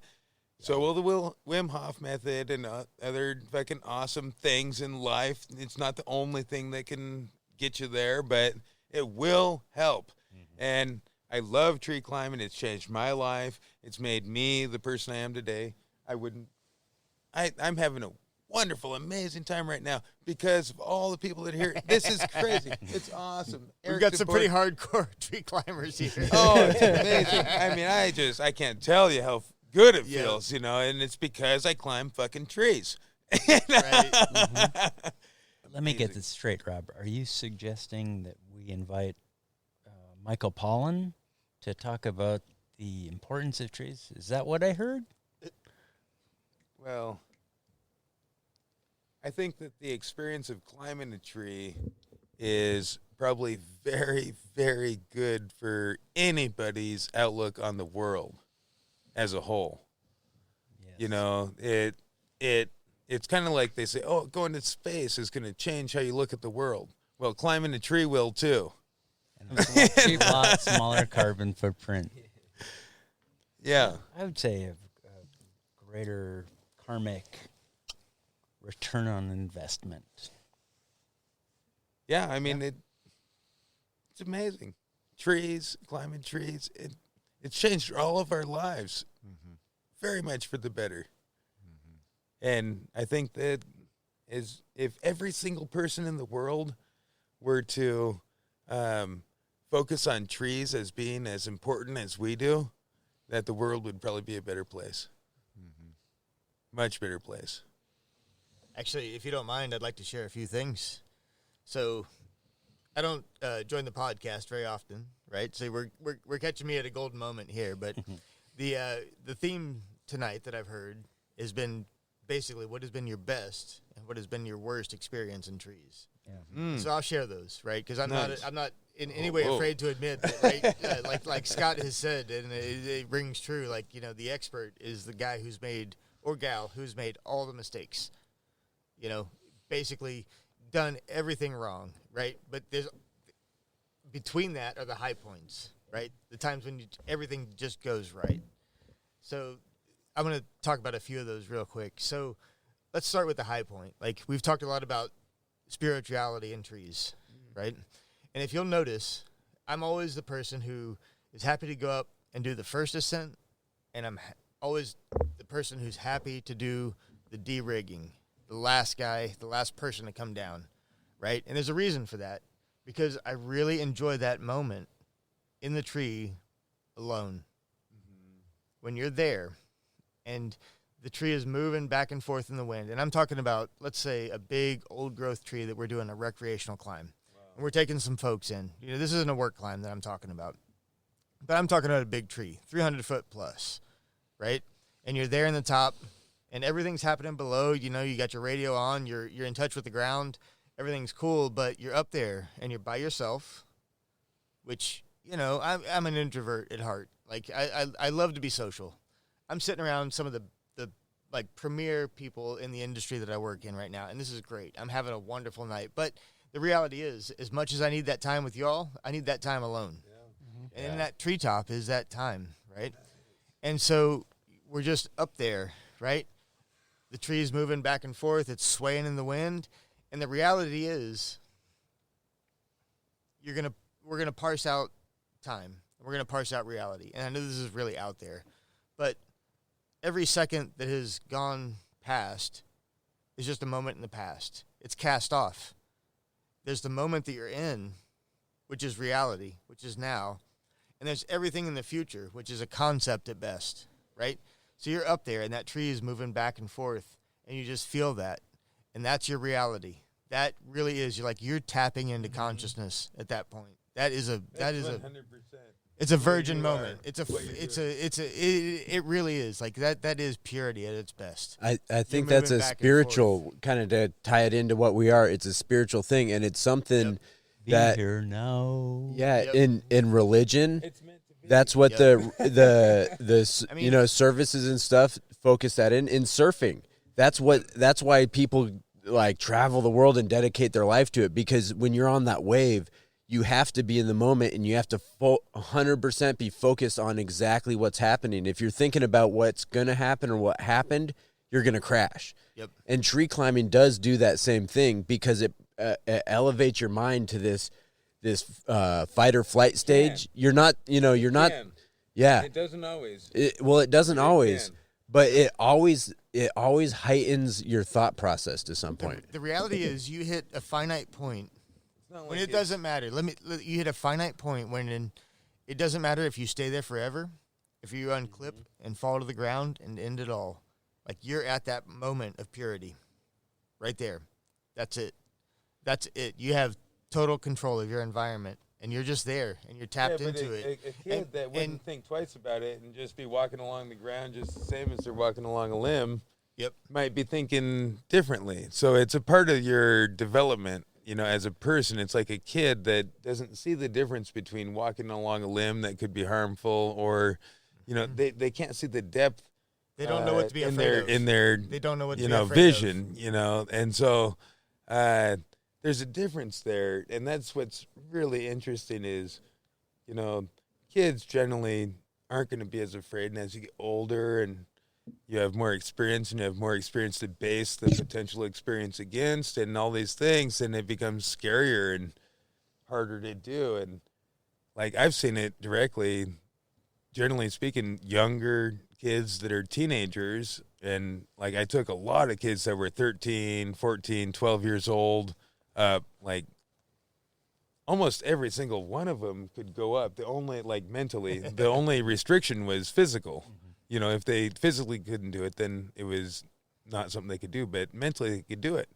But then as you get older, it's harder and harder to mentally handle the experience. Yeah, it's living in the moment. Kids are wired to live in the moment, where grown-ups have developed this whole world and all these responsibilities they have to take care of. That being said, I want to get back to Eric, because I want to hear your where you're going with that. Oh, yeah, so, okay. You're doing the high and the low. The high and the low. So I'll talk about, so really the spirituality piece was my high. I'll talk about the low, and I'm going to talk about two specific incidents, because they're very much contrasting, but they're very worth talking about. Like, these were some really bad mistakes that I made, right? And people should learn from these. Like, I'm not ashamed about it. It just happened. It is what it is. I don't care. Yeah. Like, sometimes I've been a little bit of a cowboy, right? And done things that I shouldn't have done. And I think we've all done that. And we don't need to be ashamed of that. We just need to, bring it onto the forefront and talk about it and learn from it. So, so two incidents. So one, I was working on 8th Street between Washington and Jefferson in Eugene. Some folks will know that. Some folks won't. Really busy intersection, and it's on the bus line, the public transit line. Working with a crew. I'm in a London plane tree. My tie-in point's probably 60 feet up. But the reality is that the trees span the entire length of the road. Way beyond, like, over 2 lanes of traffic, right? And this is a road where there's, it's 25 miles per hour, but there's a lot of traffic, a lot of pedestrian traffic, a lot of car traffic, a lot of bike traffic, and it's a bus line. Yeah. And this tree spans the entire length of both lanes. It's into the trees on the other side of the road, right? Oh. So I'm working it and deadwooding it, doing some weight reduction. Really a nice tree, so I want to take the time to, like, style it out, make it look good, right? So I'm doing that, and I'm hanging out over the center of the road. And I got coworkers who are doing traffic control and debris control underneath. And I get to this point where, you know, we have to let traffic through. We're stopping traffic. We have flaggers. And there's this situation where everybody's been in this situation where you have to deal with the tail of your rope. And you got multiple options. You can put it in a bag, but there's an inertia point where if a little bit of it slips out, that's fine. But if too much of it slips out, it all goes out, and it goes out really fast. Or you can coil it up, and you can tie it off, and that's very secure, right? So I'm trying to do this, but it's, again, a little bit of production pressure, a lot of traffic. And so what I did was I coiled the rope up, and I just hung it on a nub. I'd cut a dead branch, hung it on a nub. So I've got all my rope, all the tail of my rope, it's hung on this nub. And coworkers are directing traffic below, and everything's good. I'm way up in this tree, and I see this, it's a tandem bus, right? So not a double-decker, not 2 stories tall, but double long. It's literally 2 buses with an accordion. The accordion bus, yeah. Between the 2, right?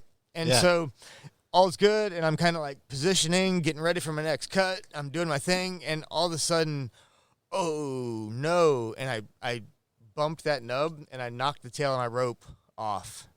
And they'd been flagging traffic, and now it's going like 25, 30 miles an hour. The tail of my rope drops down into traffic. Oh. And this double tandem bus goes, and I watch. Everything, all life went into slow motion, and I'm like, I'm gonna die. If the wheel would have actually gone over the rope in the right way, it could be a problem. So it drops straight down. This bus hits it. Boom! Hits it with the front of the bus. Oh no! And the rope, the tail of the rope starts to go up, and then it's like cruising along the top of this bus. But Steve Hespin, a dear friend of mine, somebody who I hold in very high regard, and somebody who about half of this crowd knows. Oh, yeah. About half of this crowd does not know. Half of us, if not more, have worked with him. No. This is a Canadian-born, Montana-raised cowboy. Salt of the earth, toughest SOB you've ever met in your life. The first year of work, nobody who's ever met Steve will argue with that. Like, he would eat Chuck Norris for lunch, and he looks just like him, and nobody would know the difference. BADASS. This guy is something else. And he jumped out in front of traffic, and he just looked at that bus driver, and he goes, "Stop!" Oh my God! And they did. And that he put himself in front of the bus. He jumped in front of a bus. No. He saved. That's just like your he saved my life. He was the rope. He was the rope that wrapped up the log that was coming at Rob. Yep. Yeah. You go to war. You take that man with you. There's no joke. There's no joke. If you're going to be at the Alamo, you want Steve Hespin with you. We could have both. We literally could have both died that day. But it didn't matter. He didn't even stop. He didn't even think about it for a second. He jumped in front of the bus. Literally, it was bad. The other thing that I've really had happen to me that I really want folks to know about. So again, forested setting, taking a big top out of the tree. So Steve, I'll be honest. So we were on this big project. We're doing habitat trees. That guy's crazy. He's amazing. I'm like more of a modern arborist where I'm going to like shoot high up into the tree. I'm going to climb way up there. That guy, it's amazing. We were up on this job together. We're doing habitat trees. I'm starting to shoot lines into this tree with a crossbow, and he just starts spurring right from the bottom with a cigarette hanging out of his mouth. Oh, yeah. And I spent all this time shooting this line way Camel up into blue. the top of the tree, and this dude spurs halfway up and cuts the tree in half. Blew my mind. But anyway, so I'm starting to like. Okay, I'm learning from him a little bit. Like how crazy can we get without killing people, right? But instead, no. Well, he was saving people, it sounds like. Yeah, he's amazing. You got to know when to hold them, this guy, know when to roll them. He'll take the biggest pieces. He'll do the craziest stuff, and it somehow just works out. I don't know. He's got luck on his side. But anyway, so again, we're doing habitat trees. We're in South Eugene, Tugman Park. There's kind of a natural area. These trees are maybe 110, 120 foot tall, and they're fir trees that are growing up through oaks, Oregon white oaks. We're trying to release these oaks. So we're going to turn these big fir trees into habitat trees. So we're going up, and we're taking the tops out of them. So I, put my face cut in, start my back cut, and this top just kind of goes the wrong way. And it literally just went right into the top of some other fir trees. And we're talking probably like 50 plus feet of tree, right? Goes into the top of some other fir trees and just springs right back at me. And it grabs the tail of my rope. Well, imagine, it just like springs into these fir trees. They bend over, and it just flings it right back at me. Oh, no. It goes right below me, and it grabbed the tail of my rope and just shredded it. It was amazing. I mean, just literally turned this like, brand new, back then it was probably like a 16 strand or something, and just completely shredded it. Sucked me into the trunk, and I just grabbed onto it and just held on, and it just tore down the rope the whole way down. I mean, I couldn't even go down on the rope. It was so tattered. It was unbelievable. From the top of the tree, hitting it as it went down the rope, down the trunk? So Imagine. imagine, so the tree goes, the top of the tree goes into some adjacent And then firs. it pushed back at you. But think about that. You've got the hinge. You've got the torn hinge, which is basically what's coming back at you, right? So think about maybe a 12 to 14-inch diameter top. Yep. Right? With a torn hinge on the bottom. It went over, fell into some other fir trees, bounced back, and then It kind of like that speared. torn hinge It kind of like Just speared. ripped your speared. rope on the way down. Oh, man, I can Yeah. imagine. Yeah, it's It's- unbelievable. It's kind of like when Andrew had sent that vertical zip line and it broke the rope when it hit the root. Yep. Wow. Well, Same Well, concept. it- It just Yeah. trunk on so trunk. trunk. Well, that was trunk on rock. But the thing Oh, about yeah. that is, and that's a very dangerous situation. When the top goes over, the bigger the top, that all that force, when it gets stopped, force doesn't die. It goes somewhere. So when that gets stopped, if it can come back at you, all that force of the whole way to the top going over is going to redirect. And if it redirects into your rope, it's going to mess it up. It's can be a lot. shredded. It's shredded. It looks like it went through the chipper. That's all I can say. I mean, it's just like 16 strands just splayed out. So what did you do if your rope was totally compromised like that? Oh, Did you I have asked- someone send up another rope? Or? Exactly. Okay. Exactly. Yep. Nice. Wow. Wow, that's Right. crazy. So you're saying that the top, that's like the worst nightmare. Yeah. For a top to go into another tree and all get totally spring loaded and then like have your tree spring load back at the same time that they spring load forward and it just collides and destroys your rope. The That's inertia nuts. alone. The inertia alone. Yeah. You know. And But it- you're striking that just the balance. Like, I hate to forces. say it. I don't mean to, I don't want to sound unsafe, but the reality is, right? That day, the reality is we're trying to climb and top out maybe 5-6 trees per person per day, at least. right? And they're big trees. They're all over 100 feet, 110, 120, 130 feet. Contract climbing for the Forest And- Service? This is actually in town, just up in Tugman Park. It's just Oh, wow. doing Oregon white oak release. Right, Oh. and so we're trying to move. Oh, wow. And so Okay. there's a bit of you've got a lot of work in X amount of time, right? So you're trying to keep up with that, and taking bigger pieces. There's that fine line between taking the biggest possible pieces Well, and not being safe. Right. Well, Right. where do So you you think, wanna like, strike that- when you made your face cut and where the tree went, was that totally in line? No, the reality is, like, it just went. Maybe I left a little bit too much toe or a little too much heel, and it just Yeah. kind of went to the side. It You know, did. just happens. Oh, I Yeah. trust me, I know. Yeah, maybe Definitely. I mean, again, we're talking a few years back, so maybe it was the wind, maybe it Yeah. was the cut. You know, how much hinge I Sure, left. there's a lot of variables that could tons be of variables. contributed, but it didn't go exactly where you wanted it, No, no, which no, has no, happened no, to no, no, all no, of no. us, guaranteed. Right, yeah. 100%. You've got a window. You've got a window, Yeah. and It yeah. didn't quite hit the window, Didn't quite and hit it the hit a window. tree next to it and pushed it back and shredded the force of the top and the trunk pushing at each other, shredded the fucking rope, which is like the worst nightmare.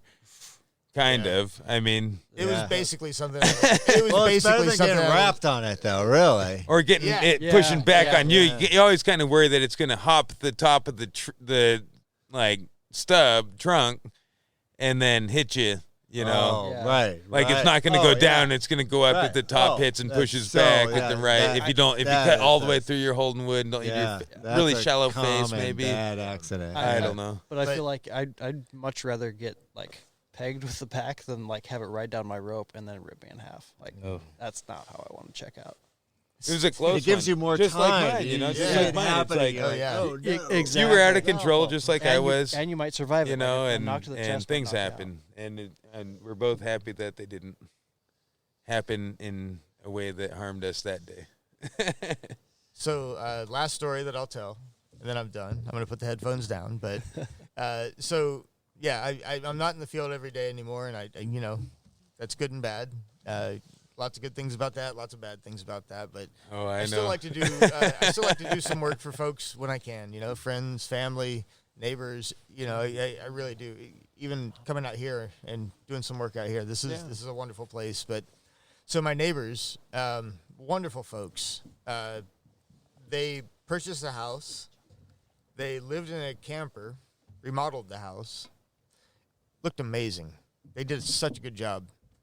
They get into the house, and the Oregon white oak in 2019, big snowstorm shows up. Massive, 40-plus inch Oregon white oak that splits. It bifurcates about 6 feet off the ground, turns into basically two massive trees, right? But it's essentially a wishbone. It's a huge wishbone. The whole south side comes down on their house that they just remodeled and literally splits it in half.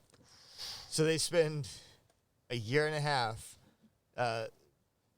in their trailer again. Like it's a camper, right? It's like a pull behind camper, like a fifth wheel type camper. Like it's nice, but not anywhere you want to be living when you just bought a new property and you just friggin' remodeled it, and now it just got like literally split in half. Oh man, a huge oak tree felled. Live into it, they're good. But the reality is, they start to build the new house.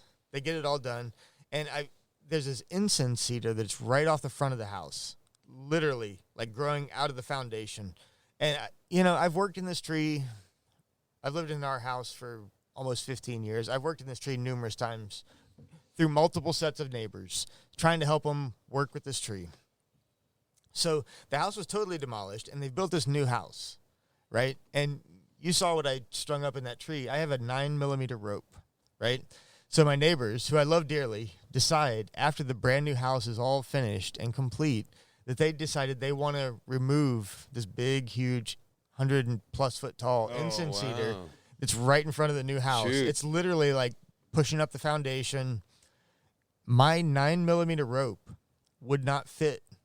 They pushed out the eaves on the house. My 9mm rope would not easily fit between the gutter and the trunk of the tree. That It was freaking getting close. real close. That friggin' close. Like, think Yeah. about that for a second. Like, we had to, like, pull. Like, it would Pull it you'd out. pull on a 9mm rope, and Dang it would, it. like, pop through. That's how tight it Wow. was.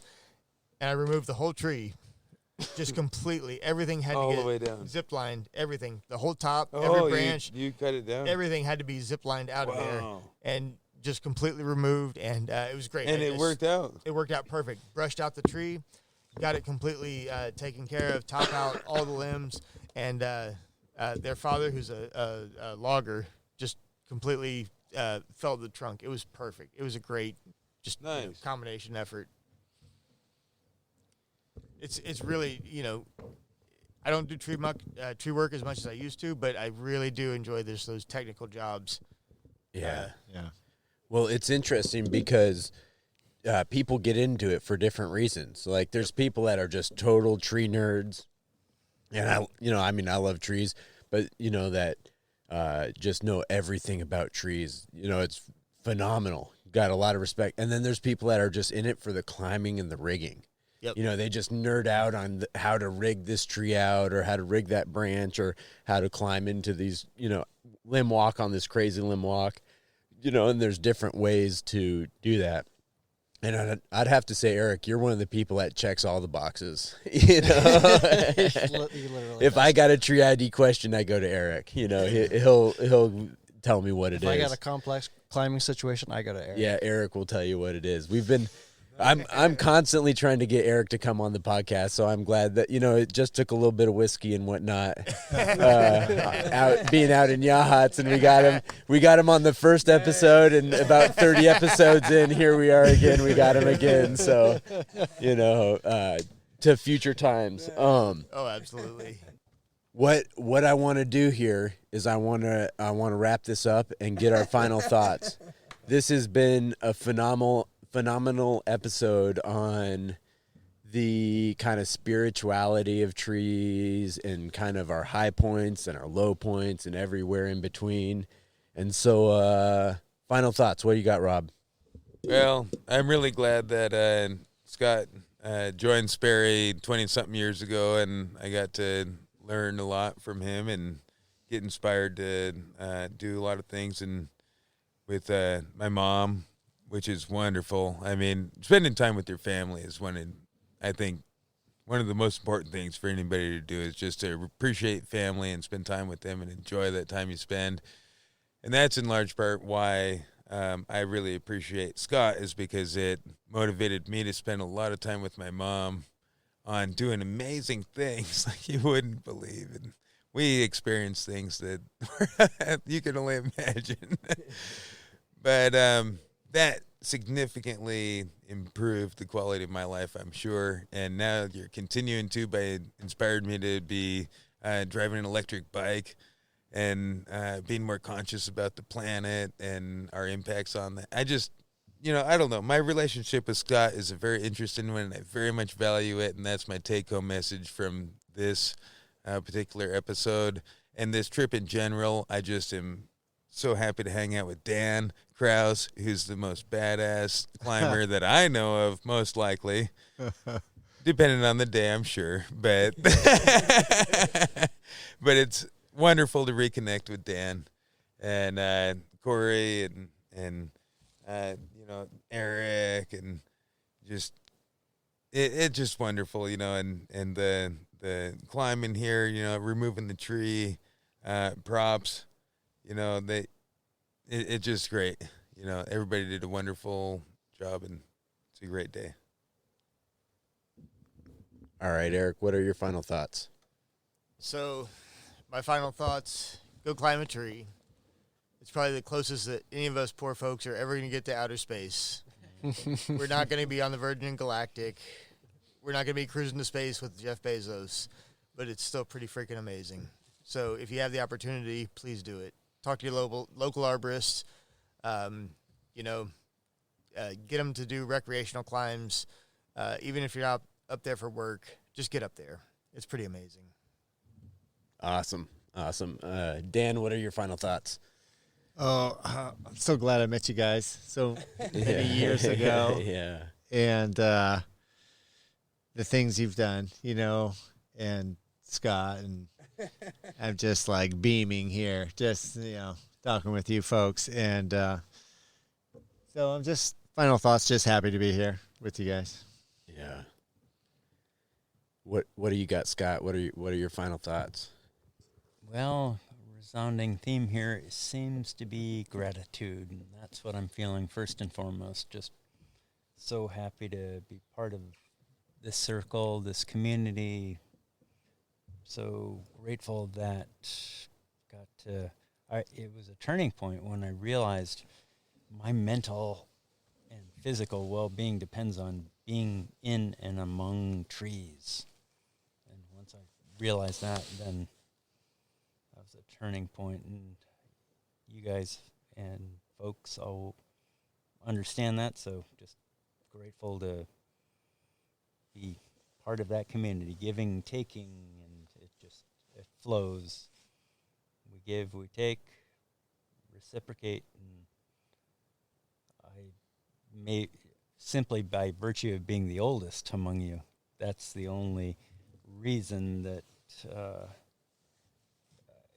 it's a full circle. So this is just the beginning. Yeah, that's the truth. Corey, what do you got? I'm not going to say anything better than Scott, so ditto. Well played.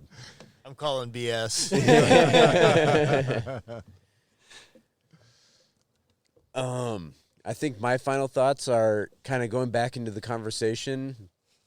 I really loved us talking about how sharing knowledge is like a web, whether it's a mentor, whether it's your kids, and, it's a two-way street. You can share that knowledge, but you should always keep learning, and everybody here, I can 100% say I've learned from, so it is really great to just be hanging out in such a beautiful property, telling our stories of success and our stories of failure, and just sharing information. It's really a beautiful thing.